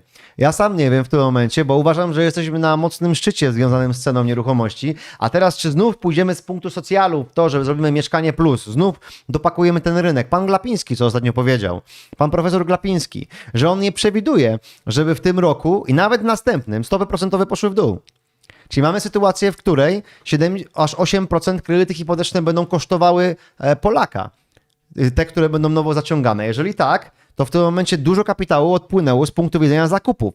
Jeżeli program Mieszkanie na Start nie wejdzie, czy plus, czy jak oni to tam nazywają, czyli ta dopłata, o której mam na myśli, to nie ma tego trendu, który był wcześniej napędem tego rynku. Jeżeli tego trendu nie ma, to jest szansa na to, że ceny się zatrzymają, a nawet cena może pójść w dół w kwestiach mniejszych aglomeracji, albo nawet nie miejskich, czyli na wsiach, domów, starszych budowy. Centra miast raczej nie będą traciły na wartości, będą bardziej trzymały cenę, albo ewidentnie w krótszym terminie nawet mogą być wzrosty, bo deweloperzy też sobie życzą wzrostu, więc często spekulacyjnie podnoszą cenę, żeby mówić, nieważne, że kredyty się nie udzielają, nieważne, że nie kupujecie, ale my dalej podnosimy. Także kupujcie, bo będziemy podnosić. Dobrze, dzięki Dawid. Idziemy dalej, bo pytań jest mnóstwo. Pytanie od Magdaleny Zalewskiej, tak? Magdalena Zalewska. Czy można wziąć udział w metamorfozie, jeśli korzystaliśmy z pomocy planera w ubiegłym roku? Niestety po kilku miesiącach zdarzało się to, przestaliśmy pracować z budżetem i wróciliśmy do punktu Magda, wyjścia. dzięki wielkie za szczerość. Nie dość, że przedstawiasz się tu z imienia, nazwiska, to jeszcze mówisz o tym, że wpadliście w pułapkę bierności i to nie jest nic złego. Fajnie, że jesteście w takim punkcie, że wracacie do tego i czym więcej będziecie do tego wracać, tym prawdopodobnie szybciej będzie dla was to nawyk. Tak? Każdy, kto ma planera finansowego, kto był w konkursie poprzedniej edycji, ma możliwość wziąć udział w tym konkursie. Nawet jak jest deklaracja konkursowa, tam jest pytanie: brałeś udział w konkursie poprzedniej edycji? Tak, nie. Masz planera? Tak, nie. Każda z tych osób może wziąć udział w konkursie metamorfozy finansowej, bo ja sobie wyobrażam to w ten sposób, dlaczego nie robić raz w roku przez pół roku swojej własnej metamorfozy finansowej. I każdy to może robić, czyli i pierwszej edycji, i drugiej edycji, i prawdopodobnie trzeciej, czwartej i piątej. Nie widzę żadnych przeciwwskazań, żeby polepszać swoje finanse. Pytanie od Joanny Dudzińskiej. Na jakie zmiany można liczyć po tej metamorfozie? Są statystyki z poprzedniej, tak zakładam. Tak, w jednym z odcinków omówiliśmy w pełni te statystyki. Nie pamiętam, który to był odcinek na naszym kanale, ale jeżeli teraz nasz zespół, który to ogląda wraz z nami za realizacją lub Adam w domu, pozdrawiamy Adama, może wrzucić link do tego odcinka, o którym ja teraz myślę, bo omówiliśmy szczegółowo ankietę, którą zrobiliśmy wśród uczestników poprzedniej edycji i tam mieliśmy sytuację, z pamięci mówię, więc może to troszeczkę się mylić, o 5 punktów procentowych. 80% osób miało lepsze finanse, czyli więcej oszczędności po metamorfozie niż przed, a 90% osób stwierdziło, że polepszyło swoje finanse dzięki metamorfozie finansowej. I tam były różne obszary rozpisane. Kwestia zarządzania budżetem domowym, kwestia zmniejszenia zobowiązań finansowych, kwestia psychologicznego uświadomienia sobie, jakiej ja w ogóle jestem w sytuacji finansowej. Czy ja mam 35 lat, ja nie mam oszczędności, nie myślę o swojej przyszłości finansowej, co to dla mnie oznacza za 10-15 lat. To też są ważne rzeczy, że podejdziemy z punktu mentalnego odpowiednio do tych zdarzeń przyszłych, które ewidentnie są przed nami. To i wiele więcej tam można uzyskać.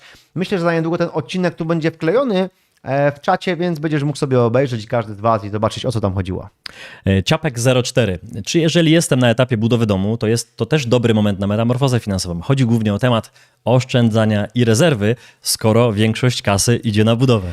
To jest jeden z lepszych momentów, jak każdy moment jest dobry na to, żeby dbać o swoje finanse. Oczywiście kwestia zagadnień, które będą poruszane i kwestia priorytetu, który ewidentnie jest tu wyrażony, czyli dom, będzie najbardziej uwzględnionym segmentem w planowaniu finansowym na ten czas. Ale to nie zmienia faktu, że budując dom, czy realizując jakikolwiek bardzo ważny cel, powinniśmy mieć finanse odpowiednio ułożone i mieć swoją furtkę bezpieczeństwa, żelazną rezerwę. No jeżeli mogę, Grześku, powiedzieć o twoim przykładzie. Grzesiek też teraz jest na etapie, że coś kupił, coś remontuje i mówię: Grzesiek, jak najbardziej, wszystko rób, ale ta część majątku, ta część jest niewidoczna.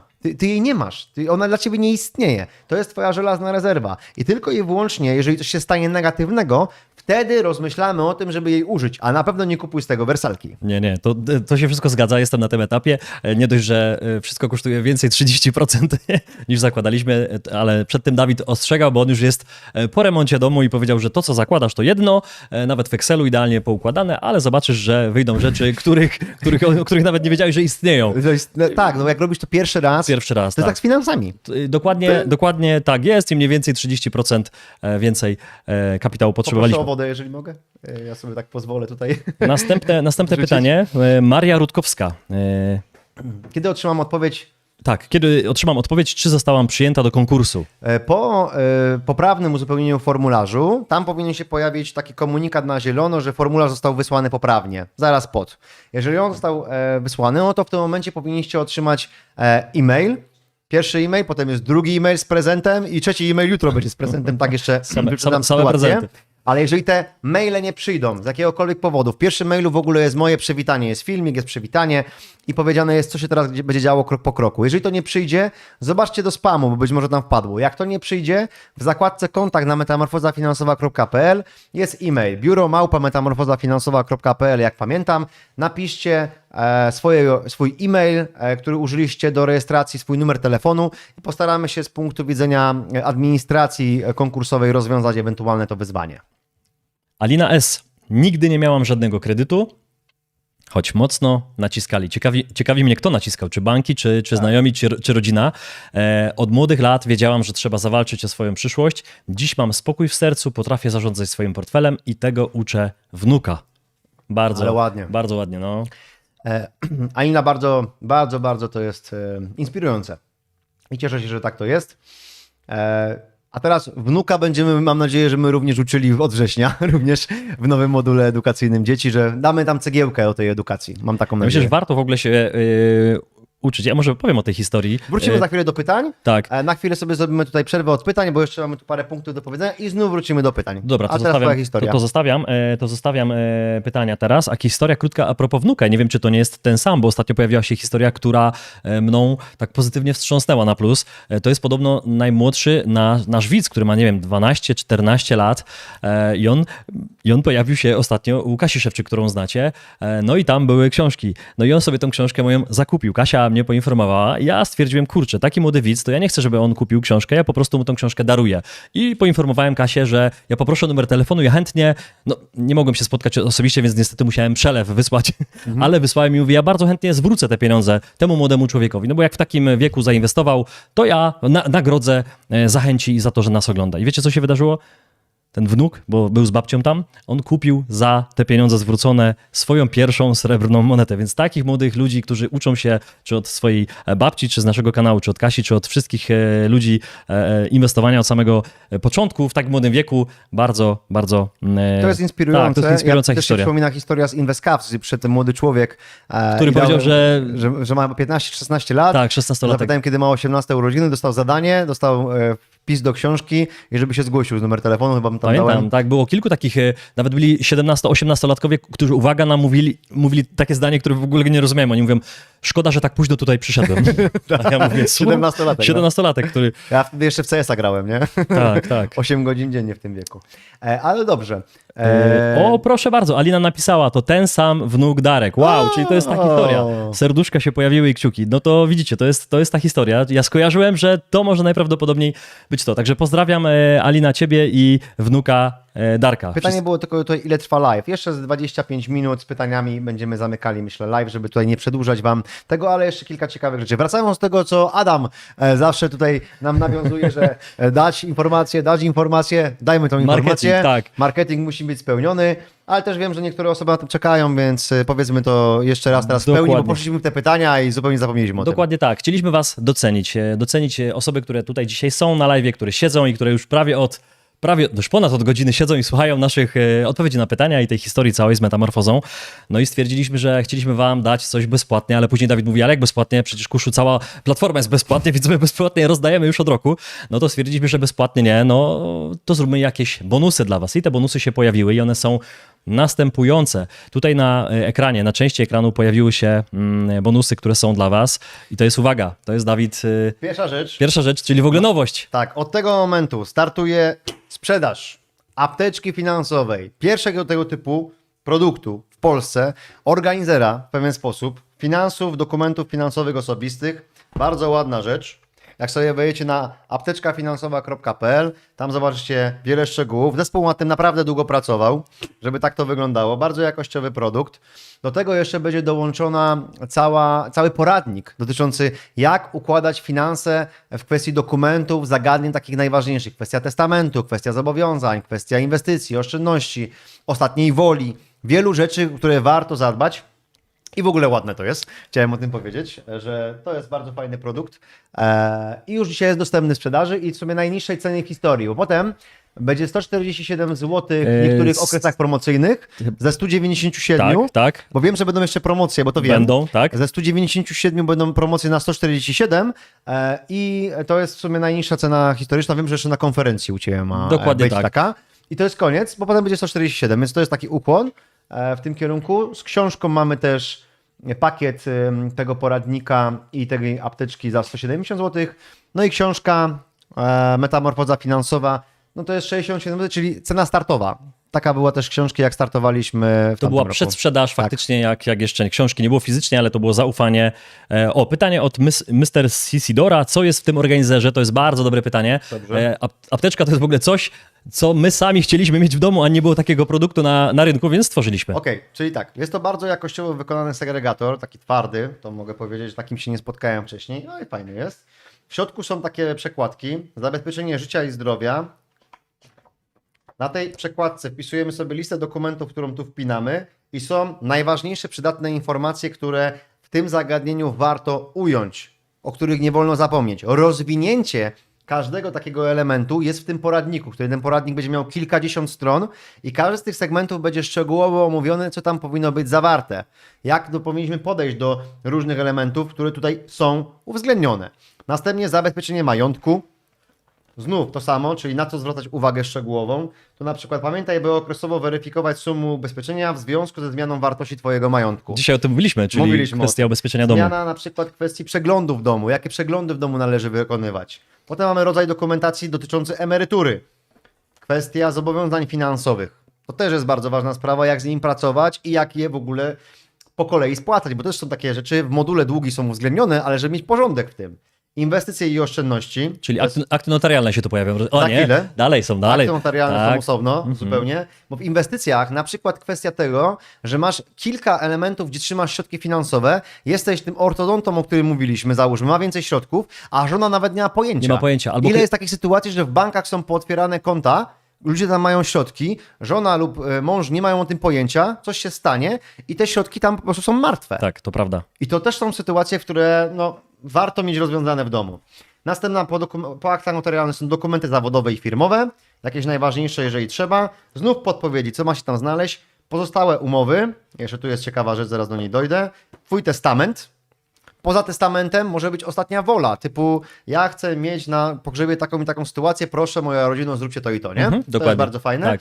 I cyberbezpieczeństwo, temat, który warto rozwijać. I teraz to jest segregator, który każdy powinien mieć w swoim gospodarstwie domowym dobrze ułożony, a w ramach tego, co się dzieje w domu i dokumentów, najważniejsze osoby, członkowie rodziny powinni wiedzieć, co szukać, gdzie szukać, dlaczego szukać, w jakim tempie szybkim mogą to zrobić, by mieć po prostu porządek i dobrze zachowaną głowę w kwestii finansów. No myślę, że wielokrotnie mieliście taką sytuację w domu, że potrzebowaliście jakiegoś dokumentu finansowego, czy to właśnie umowy z pracy, czy to ubezpieczenia, czy to właśnie aktu notarialnego, jakiegokolwiek dokumentu, który był w danym momencie potrzebny. Dawid, miałeś taką sytuację kiedykolwiek w twojej historii w życiu, że szukałeś czegoś i mówisz, kurczę, Szczerze? no to jest może pytanie akurat retoryczne do ciebie, bo ty masz bardzo nie poukładane. do końca, bo u mnie jest tak, że ja wiem, że są ważne elementy związane z dokumentami, ale ja mam żonę.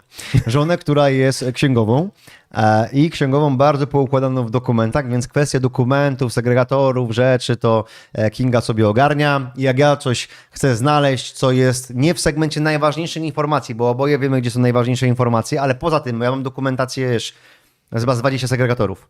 Bo widzisz, to jest jeden segregator. Tu się Tak. nie zmieścił u wielu osób wszystko. Wszystko. Więc to jest taka podstawa. Tak. Pierwsza rzecz, najważniejsza, gdzie sięgasz, a potem rozbudowujesz inne dokumenty, bo przecież z domem, jak masz teraz już dom, to będziesz wiedział, że tylko dom będzie zajmował ci taką Swój segregator. ilość No już ma swój dokumentów. segregator dom, ale na Więc- przykład dzieci. Tutaj nie ma przekładki dzieci, więc być może cały segregator będzie dotyczył waszych dzieci, bezpieczeństwa, może ich inwestycji, bo może już coś robią. Także to tylko jest taki, można powiedzieć, suplement, to jest taki start i warto Czy od jest tego możliwość zacząć. wysyłki do UK?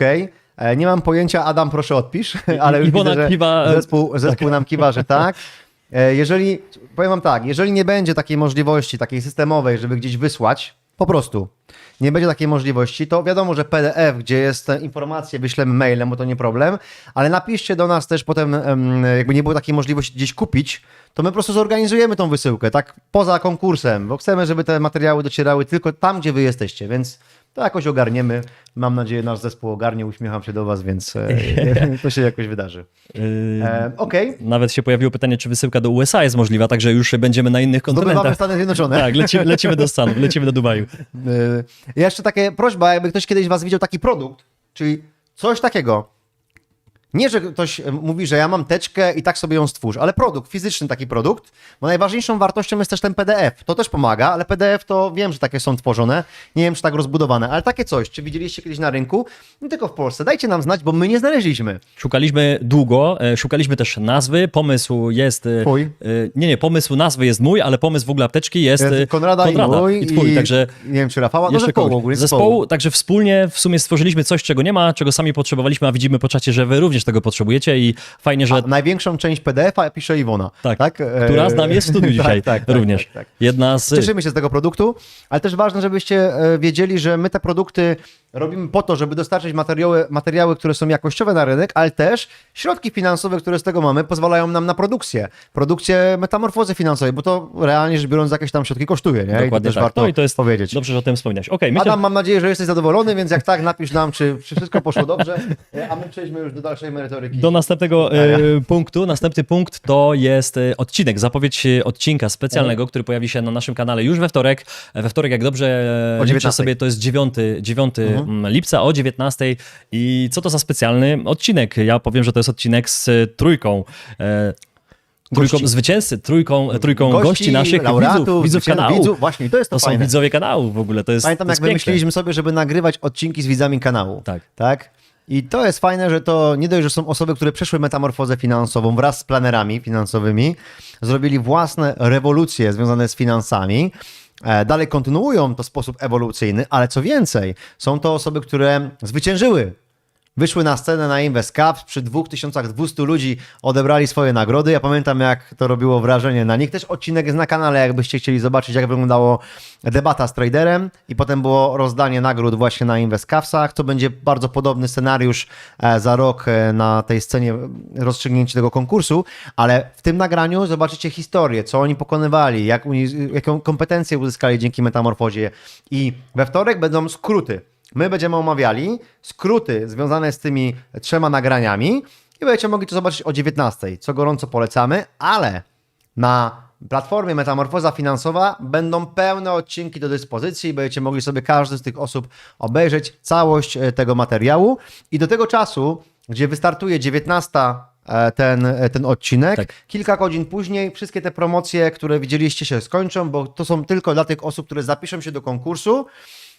Zaznaczą jedno i drugie pole pod deklaracją, że zgłaszają się do konkursu plus chcą otrzymać prezent newsletter, to otrzymacie właśnie wtedy te kody i to są tylko dla tych osób, które do północy we wtorek to zrealizują i to jest połączone z tym odcinkiem i mi się wydaje, że to wszystko brzmi już sensownie. Tak, tutaj widzieliście też na slajdzie zdjęcie uczestników właśnie w Krakowie na Invest Cups, gdzie odbierali swoje nagrody, tam było tylko wyświetlało się, że 3. miejsce to było 3000 zł, ale było przecież też 2. miejsce, no i oczywiście 1. miejsce, 2. miejsce to była nagroda o wartości 5000 zł, a 1. miejsce i laureat. I wszystko było... Laureatka otrzymała żelazną rezerwę, którą Dawid teraz trzyma w ręku i to była żelazna rezerwa, a w środku nie było tak jak tutaj pusto, tylko tam było... Tam coś było. Tam było dużo, to było złoto, dużo srebra i też walut obcych o łącznej wartości 21 tysięcy złotych i też taka nagroda będzie czekać na zwycięzcę drugiej edycji konkursu Metamorfozy Finansowej, więc myślę, że warto nie tylko dla żelaznej rezerwy wziąć udział, ale też przede wszystkim myślę dla tej zmiany, która zostanie z wami na zawsze. Dobrze. I teraz bym chciał wrócić do kwestii Q&A. Tak, jeszcze pytania. I teraz możemy zadawać jakiekolwiek pytania dotyczące metamorfozy, dotyczące apteczki, dotyczące książki. Może tych przykładów, które pojawiły się wcześniej. Tak. Dowolne pytania, które macie. Zrobimy sobie jeszcze teraz krótki panel. O, to też się wyświetliło wam teraz zdjęcie zwyciężczyni i odbiór nagrody, która otrzymała 21 tysięcy, ale otrzymała również kurs Inteligentny Inwestor XXI wieku. Dodatkowo Czarek wrzucił bonus, oczywiście. Tak, Czarka był bonus, dzięki wielkie za przypomnienie. Bardzo dużo tego jest, dlatego też wypadło mi to. To jest moment, w którym możemy odpowiadać na wasze pytania. Jeżeli macie jakieś pytania dotyczące tego, co dzisiaj się wydarzyło, albo w ogóle finansów, jakiegokolwiek segmentu finansowego, jakiejś inwestycji, cokolwiek nie chcecie, możemy teraz krótko poomawiać. więc prosimy w komentarzach o te pytania. Zanim one się pojawią, możecie już je pisać, to przypominam, że poza czatem jest jeszcze standardowa sekcja komentarzy pod nagraniem. Jeżeli macie ochotę nas wesprzeć i zbudować nam większe zasięgi w tym materiale, napiszcie, co myślicie o tym dzisiejszym live'ie, który zobaczyliście. Napiszcie tam po prostu coś od siebie. Jeżeli nie macie pomysłu, napiszcie po prostu hashtag nie wstydzę się finansów w ten tradycyjny sposób. Algorytm to odczyta pozytywnie. Dzięki temu z naszą świadomością finansową dotrzemy dalej. Dobrze. Kolejne pytanie. Paweł Bielecki, Dawidzie pytanie. Czy mogę wziąć udział w MF, w metamorfozie finansowej, jak żona nie chce? Ja wprowadzam 70% budżetu, opłacam rachunki, kredyty. I to był taki argument. Wiele lat temu pamiętam taką parę, z którą miałem spotkanie i to nie był konkurs i tak dalej, ale właśnie pani chciała wejść do współpracy ze mną jako z planerem finansowym, a pan powiedział, że go to nie interesuje, nie chce i w ogóle powiedział coś, co nie będę cytował. Więc rozpocząłem z panią współpracę, mówiąc jej, że to nie ma żadnego problemu. Ponieważ jeżeli ona rozpocznie robić odpowiednie ruchy finansowe i go zainspiruje, on dołączy za kwartał, za pół roku, albo będzie tylko się biernie przysłuchiwał i akceptował decyzje, które ona będzie podejmowała, tak ja nie widzę żadnej przeszkody. Nie ma problemu. Zapraszamy serdecznie. Być może pani się do nas przekona, może nas polubi i będzie chciała dołączyć do 3. edycji konkursu. Mhm. Dobrze, szukamy kolejnego pytania. Okej. Jaki wasz produkt polecacie na start dla mojego syna 20 lat? No to nieskromnie powiem, że książkę Metamorfozę finansową, dlatego że ona dotyka podstawowych rzeczy w finansach osobistych, jest napisana prostym językiem i jednocześnie jest tam fajna historia, mi się wydaje taka inspirująca, którą 20-latek może uzyskać dla siebie sporo wartości. Nie jest skomplikowana, jest prosta.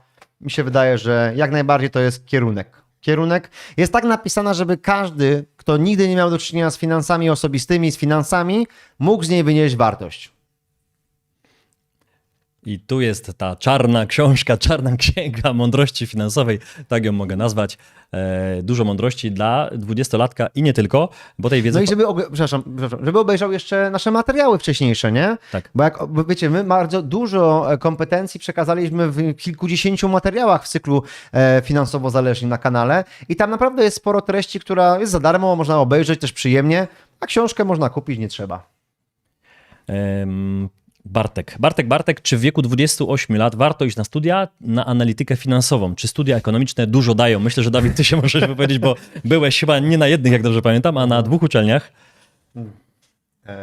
Prawdopodobnie jeden z moich znajomych profesorów właśnie to ogląda, więc jeżeli potrzebuję zrobić kawę, to jest dobry moment na to.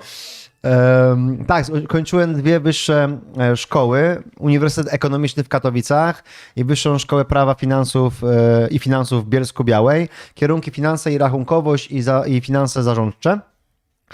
I dużo teorii się nauczyłem, praktyki żadnej. Czy to był zmarnowany czas? Nie, bo poznałem wielu wspaniałych ludzi, z którymi utrzymuję do dzisiaj czas. Nawet moich doktorów, doktorów ekonomii, którzy mnie uczyli, wykładowców, z którymi mam relacje prywatne dzisiaj. I wiem, że nie mając tych kontaktów, nie miałbym też dzisiaj tego, co zbudowałem, bo było mi to potrzebne na pewnym poziomie. A jeżeli chodzi o edukację od teoretyków do przyszłych potencjalnych praktyków, tak jakieś podstawy być może będą rozbudowane, ale nie będę was tutaj ściemniał, że praktyka jest znacznie ważniejsza i po prostu wyjść na ring, można powiedzieć poboksować, jest znacznie ważniejsze niż obserwować to, jak ktoś inny boksuje. Pytanie. W momencie startu konkursu otrzymasz też dostęp do zaktualizowanego dziennika Metamorfozę. To jest cytat. Kiedy to będzie dokładnie? Już to powiem, ale jeszcze tylko dodam do tych studiów. Więc idź na studia, ale nie zapomnij o praktyce. Po prostu rób praktykę. Jeżeli chodzi o dostęp do zaktualizowanego dziennika Metamorfozy. Dziennik Metamorfozy na pewno będzie dostępny na moment, kiedy on będzie potrzebny do wykorzystania, czyli końcem sierpnia najpóźniej. Wcześniej być może będzie zrealizowany, teraz będzie wysyłka jego, ale być może będzie jeszcze jakaś aktualizacja do wykonania w sierpniu, ponieważ mamy jeden pomysł, gdzie ta aktualizacja może się pojawić Niekoniecznie ona będzie. On już jest gotowy, będzie wysłany, ale być może będzie aktualizacja, która będzie pomocna, ale tym, szczerze mówiąc, zajmiemy się dopiero w sierpniu, więc jeżeli będzie aktualizacja, będzie albo ponowna wysyłka dziennika, albo sam planer w trakcie rozmów, w trakcie spotkań przekaże już ten konkretny, ostateczny dziennik do przejścia metamorfozy finansowej. Pamiętajcie, metamorfoza finansowa rozpoczyna się 1 września. My rok temu startowaliśmy z tym w podobnym okresie, dając 2 miesiące na zgłoszenia do konkursu, limitując na 1500 osób. Po 10 dniach zamknęliśmy zgłoszenia, bo było 1500 osób. Dzisiaj podchodzimy do tego tak, że mamy moce przerobowe trochę większe, więc ten limit postanowiliśmy na wyższym pułapie, więc mamy wrażenie, że prawdopodobnie ten limit będzie wystarczający, ale tak nie warto zwlekać, dlatego pokazaliśmy już dzisiaj. Będzie jeszcze spot reklamowy, ten odcinek, będziemy parę razy jeszcze o tym wspominali na kanale i nie tylko, ale metamorfoza rozpoczyna się w wrześniu. Wcześniej, w sierpniu są pierwsze kontakty zgodnie z kolejnością zgłoszeń od planerów finansowych, co w tym filmiku, w pierwszym mailu, który otrzymacie po rejestracji, będzie mocniej wyjaśnione.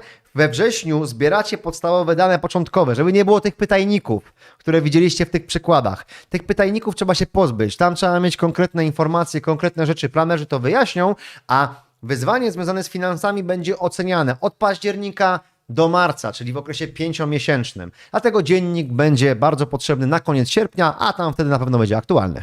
Mamy kolejne pytanie. Paweł, bardzo Ci dziękuję za to pytanie. Bardzo ważne pytanie i odcinek taki też na kanale się wkrótce pojawi, a mianowicie budowanie finansów w związkach. Jak planować finanse w parach, co moje, co Twoje, a co nasze. Co robić, jak jedna osoba chce inwestować i rozwijać się, a druga tylko konsumować, żyć od pierwszego do pierwszego. Tak, jest to element, który jest nawet nie tylko warty rozważenia, ale niezbędny do tego, żeby pojawił się w materiałach, które przygotowujemy i w metamorfozie finansowej. Najprostsze dla nas jest w najbliższych okresach nagrać o tym odcinek, tylko taki odcinek nie przerobi całej problematyki, nie da rozwiązań. Nagramy coś takiego, ale nie będę ukrywał, że to jest jeden z pierwszych pomysłów na kolejne moduły. Moduł, tak, cały. Na kolejne moduły, czyli finanse w związkach. Jak najbardziej. I to znów jest dla mnie ważniejsze, żeby było na metamorfozie finansowej, niż omawianie inwestycji, bo inwestycjami zajmują się znacznie lepsi ludzie niż my w kwestii inwestycji i mogą z tego szkolić. Tak? Jeżeli ktoś chce się zagłębiać, być profesjonalistą i się profesjonalizować. My zajmujemy się finansami nie tylko w podstawowym ujęciu, ale w tym takim, co każdy warto by się zajmował. I to jest, mi się wydaje, dobrze teraz powiedziane, więc ten element będzie, Paweł, u nas rozbudowywany. Danuta Lissy. Ważne pytanie również. Ile procent wynagrodzenia przeznaczyć na rezerwę, a ile na inwestycje? Jesteście świetni. Dziękujemy za Dzięki wielkie, zacznę od końca. za tą drugą część, tak. To Dzięki bardzo. wielkie. Ile na rezerwę, a ile na inwestycje? Wiesz co, to zależy od tego, jaka jest wartość twojej aktualnej żelaznej rezerwy. Bo jeżeli ona jest 0, nie masz żadnej żelaznej rezerwy, to 100% środków masz dać na żelazną rezerwę, by zbudować tak zwany fundusz awaryjny. Fundusz awaryjny to jest część żelaznej rezerwy odpowiadająca jednokrotności twoich miesięcznych wydatków. To jest jak najszybciej do zbudowania. Nawet jak mamy długi, nie nadpłacamy długów, potrzebujemy jak najszybciej to uzbierać, bo to jest fundusz, który pozwoli nam uchronić się przed ewentualnymi pożyczaniami pieniędzmi, jakby coś się wydarzyło. Dlatego to robimy jak najszybciej. Kolejno, jak mamy jednokrotność miesięcznych wydatków jako żelazną rezerwę, to do 3-krotności swojej żelaznej rezerwy powinniśmy się skupić już mocniej na żelaznej rezerwie, ale nie tylko ją rozbudowywać. Inne segmenty też realizować, jak spłata zobowiązań, jeżeli one są, a jeżeli nie ma, to rozpoczęcie krok po kroku inwestycji, nawet małymi środkami. 20% salda, które zostaje, możemy przeznaczyć na to. Dlaczego w ogóle rozpoczynamy wtedy, a nie budujemy? Bo budujemy sobie nawyk psychologiczny, nawyk z punktu widzenia psychologicznego tego, że zajmujemy się różnymi rzeczami i wyobraźcie sobie, że już mówicie sobie, ja już inwestuję.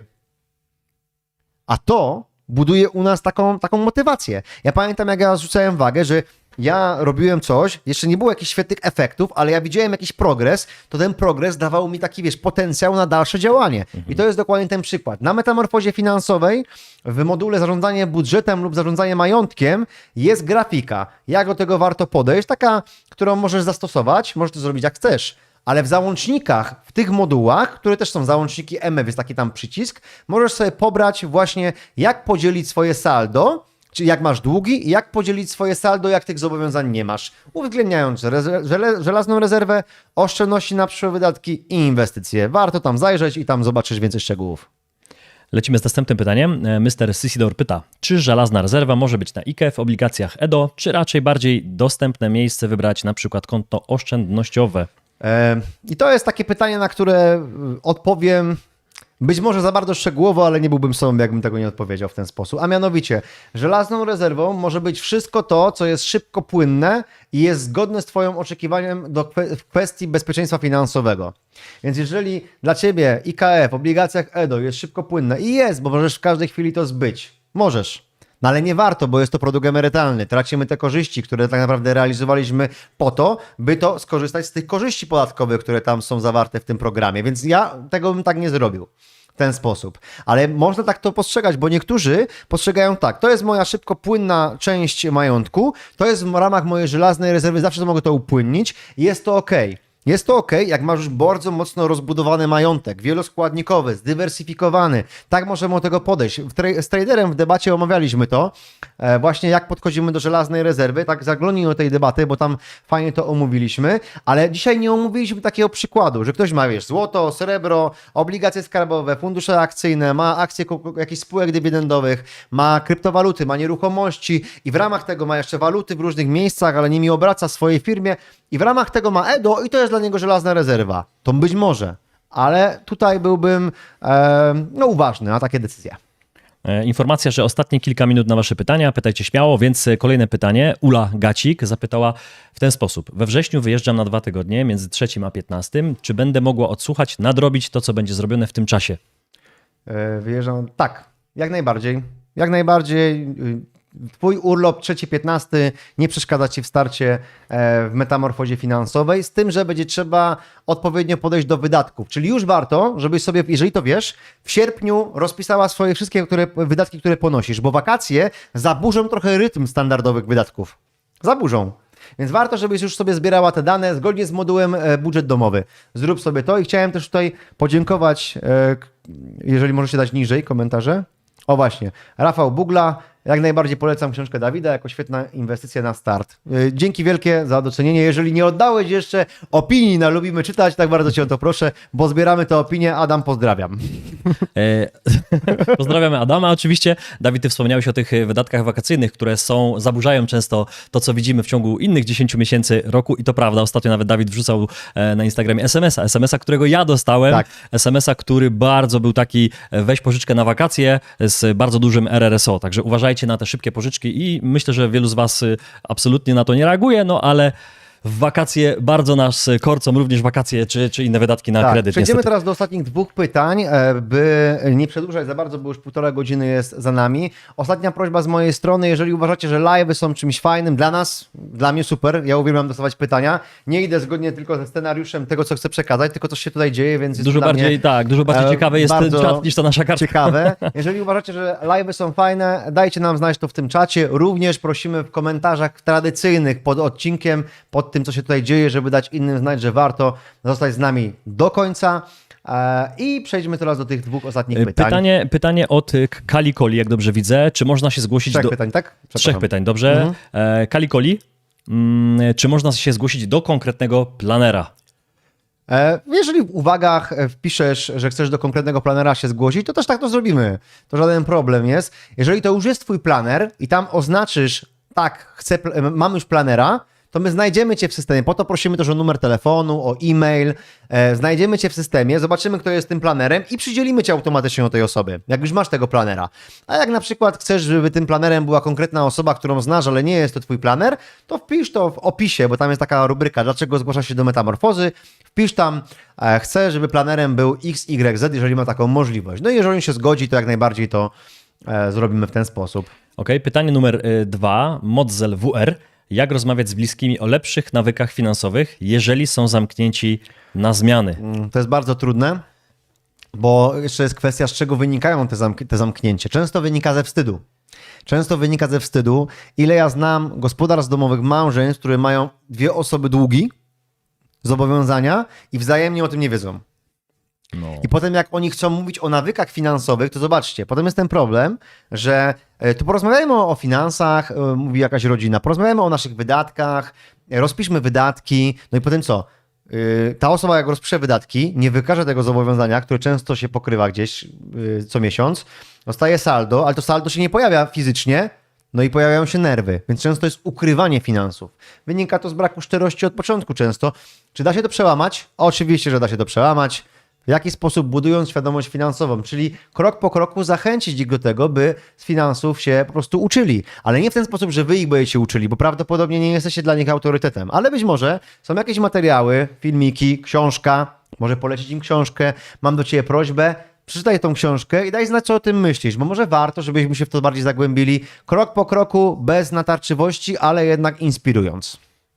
Myślę, że to jest dobry pomysł. I ostatnie pytanie z tego, co liczę, tak, Iwonko? Bartek pyta, kiedy jakieś spotkanie dla widzów na żywo? No Dawid? to rzucił temat. Rzucił temat. Tak, no to Grześku, zacznij ty, ja uzupełnię. Tak, my tak, mało mówimy, a dużo robimy na zapleczu, jak zwykle. I faktycznie powiemy, kiedy już będą konkrety. W zasadzie te konkrety już są. No, podzielmy się. Tak, Podzielmy się. trzeba... Dla tych, co z nami siedzą 1,5 godziny. Tak, no to 1,5 godziny, nawet dłużej. A, dokładnie 1,5 godziny. Mamy już faktycznie konkrety, umowa podpisana. Ostatni weekend października widzimy się na konferencji agenta specjalnego w Radomsku, w hotelu Porto. To jest, można powiedzieć, taki prawie środek Polski. To jest hotel przy samej trasie DK1 z ogromnym parkingiem. Wynajmujemy cały hotel dla was i robimy tam konferencję. O tym, kto tam się pojawi, będziemy w najbliższych tygodniach informować, ale ta konferencja się pojawi. To będzie konferencja jak zwykle finansowo-zdrowotna głównie, ale pojawią się tam też inne tematy. No i zapraszamy. Będziemy mieli tam około 250 miejsc. Bardzo szybko te miejsca w tamtym roku się sprzedały. To jest bardzo, bardzo ciekawe, że chcecie z nami być. I to będzie A ja bym chciał powiedzieć, dlaczego 250 osób i dlaczego to ograniczamy. Wiecie co, jak robiliśmy rok temu konferencję w Wieliczce. Tak. I było podobna ilość osób, to my już nie byliśmy w stanie porozmawiać nawet przez chwilę z każdym. Tak, żeby się czuć komfortowo, że jak ktoś chciał, bo widzieliśmy, że chce z nami porozmawiać, to żeby być chociaż 5-10 minut, pogadać z tą daną osobą. Jakbyśmy zrobili konferencję na 500 osób, to byśmy w ogóle nie pogadali. I tak by to się skończyło.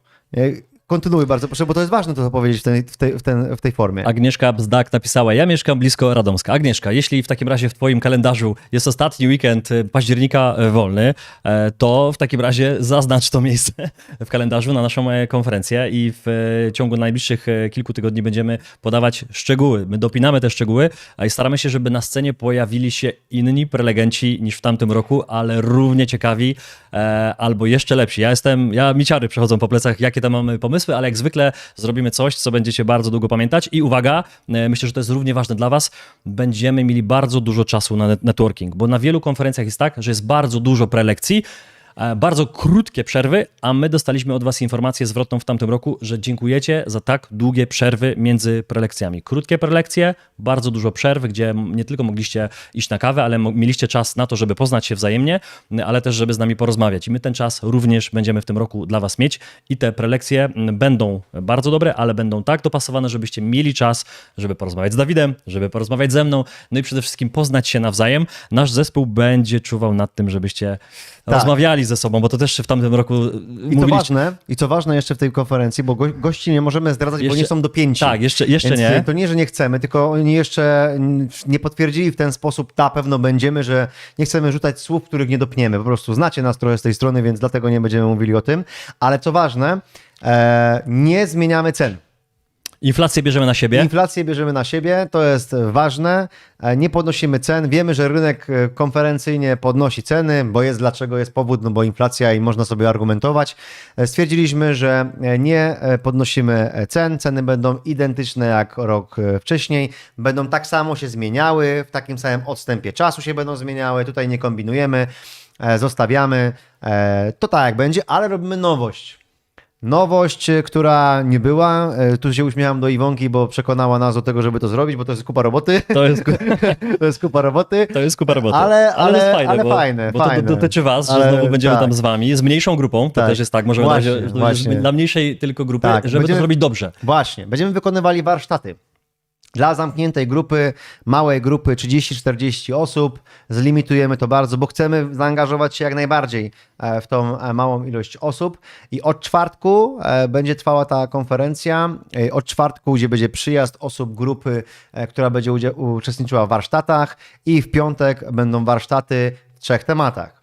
Temat pierwszy, nie wiem czy taka będzie kolejność, ale temat pierwszy będą finanse osobiste ze mną, warsztaty. Kolejno będzie temat związany z Grzegorzem Kuszem. Twój temat, Grześku? Czyli relacje. I kolejna kwestia holistik. To mamy potwierdzone. Holistyków chłopaków znacie, czyli kwestia zdrowia od holistyków. I co ważne, będziemy też dawali przestrzeń na indywidualne konsultacje, nie tylko finansowe, ale konsultacje z Grzegorzem będą konsultacje z holistykami, będą indywidualne terapie. Nie wiem, czy będzie to w jakim odstępach czasu, kiedy, co, bo to będzie wszystko określone, ale robimy takie indywidualne warsztaty, indywidualne sesje. Potem w piątek już będzie kolejna część już tego, co było rok wcześniej, konferencji, i w sobotę będzie konferencja. Szczegóły poznacie, ale to zostaliśmy tutaj zaproponowane, namówieni. Więc jak już to teraz tak ogłosiłem, to już będzie na pewno. Więc tak, to będzie przed nami. Tak, to przed nami. Sporo powiedzieliśmy i tak, ale dużo znaków zapytania. 1,5 godziny ktoś siedzi, nas ogląda. Nie, Powiedz sobie. mówię, że sporo powiedzieliśmy o konferencji, No to właśnie o tym ale mówię. też troszkę się gryzłem w język, bo pewnych rzeczy jeszcze powiedzieć No, chłopaki o holistyka holistyku powiedzieli, tak, oni- ale oni- pewnych rzeczy powiedzieć nie możemy. Ja wczoraj dopiąłem coś, o czym nawet ty nie wiesz, więc to cię... Ale dobra, nic nie... Wiesz, kiedy zaczyna się biznes? Kiedy w twojej organizacji dzieje się coś, o czym nie O masz czym nie pojęcia. wiesz, dokładnie tak. Także A tylko dobrego wtedy. wczoraj też miałem fajny telefon w jednym temacie, więc to się też pojawi. Dobrze. Bardzo dziękuję za życzenia urodzinowe. Fakt, że były w końcówce czerwca, były 25 czerwca, także... Kończąc, parę podstawowych rzeczy na koniec. Nie było ci od początku, nic straconego, możesz obejrzeć całość materiału od początku. U nas materiały edukacyjne nie są płatne, są całkowicie bezpłatne. Nie będziemy się już tłumaczyli, dlaczego mówiliśmy wcześniej. Metamorfoza finansowa cała jest bezpłatna. Konsultacje, spotkania z planerem są bezpłatne. Tu nie macie żadnych kosztów finansowych, ale co możecie wydać pieniądze, to na nasze produkty, by nas wspierać. Adam, pozdrawiam. I tutaj chciałem powiedzieć na końcu. Pamiętajcie, zgłoszenia do konkursu rozpoczęły się. Nie zwlekajcie, bo nie wiadomo, jakie będzie szybkie zainteresowanie. Mamy trochę ten limit zwiększony, ale jeżeli chcecie wejść do konkursu, to jest właściwy moment, żeby dobrze, na spokojnie zgłosić się do konkursu, odpowiednio wypełnić wszystkie pola, tam nie śpieszcie się z tym, zróbcie odpowiedni opis, żeby też dobrze dostosować planera finansowego do waszych potrzeb, by was poprowadził krok po kroku. Pamiętajcie, że promocje, o których dzisiaj mówiliśmy, książka, apteczka, one są do wtorku, do północy. We wtorek o 19 zapraszamy na specjalny materiał. I na koniec moja ogromna prośba jeszcze raz, jeżeli tego jeszcze nie zrobiliście, podbijcie nam ten odcinek, udostępnijcie do innych swoich znajomych, dajcie nam konkretny, fajny komentarz, jeżeli zasługujemy, w sekcji standardowych komentarzy. I teraz powoli, już się tutaj z wami żegnamy, powoli, i jeżeli chcecie, pożegnajcie się z nami na tym czacie w live'ie, bo ten czat właśnie widzimy. Dokładnie tak. A ja na końcu przeczytam jeszcze ostatni komentarz od Agnieszki G, bo jest taki fajny, że Dawaj. aż trudno było go przegapić. To na koniec tylko napiszę, że jestem u was na kanale od ponad 2 lat i aż ciężko mi uwierzyć, jak mój mental się zmienił i podejście do pieniędzy. No powiem, że chyba lepszego komentarza. Agnieszka, wpadaj na Na konferencję konferencję i porozmawiamy. Dzięki wielkie za tak miły komentarz. Tak. Zapraszam, Agnieszka, przyjdź do nas i powiedz, że to ty z live'a Tak, tak. z lipca i to ty napisałaś, bo ja chętnie rozmawiam z wami, ze wszystkimi. Pamiętam, że nawołaliśmy na koniec konferencji w Wieliczce, żebyście do nas podeszli, żebyście się do nas przytulili, bo warto rozmawiać i mnóstwo osób do nas podeszło i powiedzieliście, kurde, ja się bałam z wami rozmawiać, a wy jesteście normalne chłopaki. Tak, jesteśmy normalne chłopaki i będziemy z wami rozmawiać aż do 4 rano. Ja sobie kawę piję kolejną, żeby nie paść o 3 tak jak ostatnio. Z konferencji na konferencję dłużej się trzymasz. Dokładnie. Ta Nie, energia... w Katowicach do 4:20 wytrzymałem, więc Pamiętam, ja też tam byłem. w Radomiu myślę, że będzie lepiej. W Radomsku, przepraszam. Radomsku. W Radomsku. Kochani, dzięki Dziękujemy. wielkie. Dzięki wielkie, była dla nas wielka przyjemność. Do zobaczenia w tej dalszej przygodzie budowania świadomości finansowej i na kolejnych spotkaniach, które ewidentnie są przed nami. Róbmy wszyscy finansowe dobre w Polsce. Dziękujemy. Dobrego wieczoru w niedzielę. Trzymajcie się. Cześć. Cześć!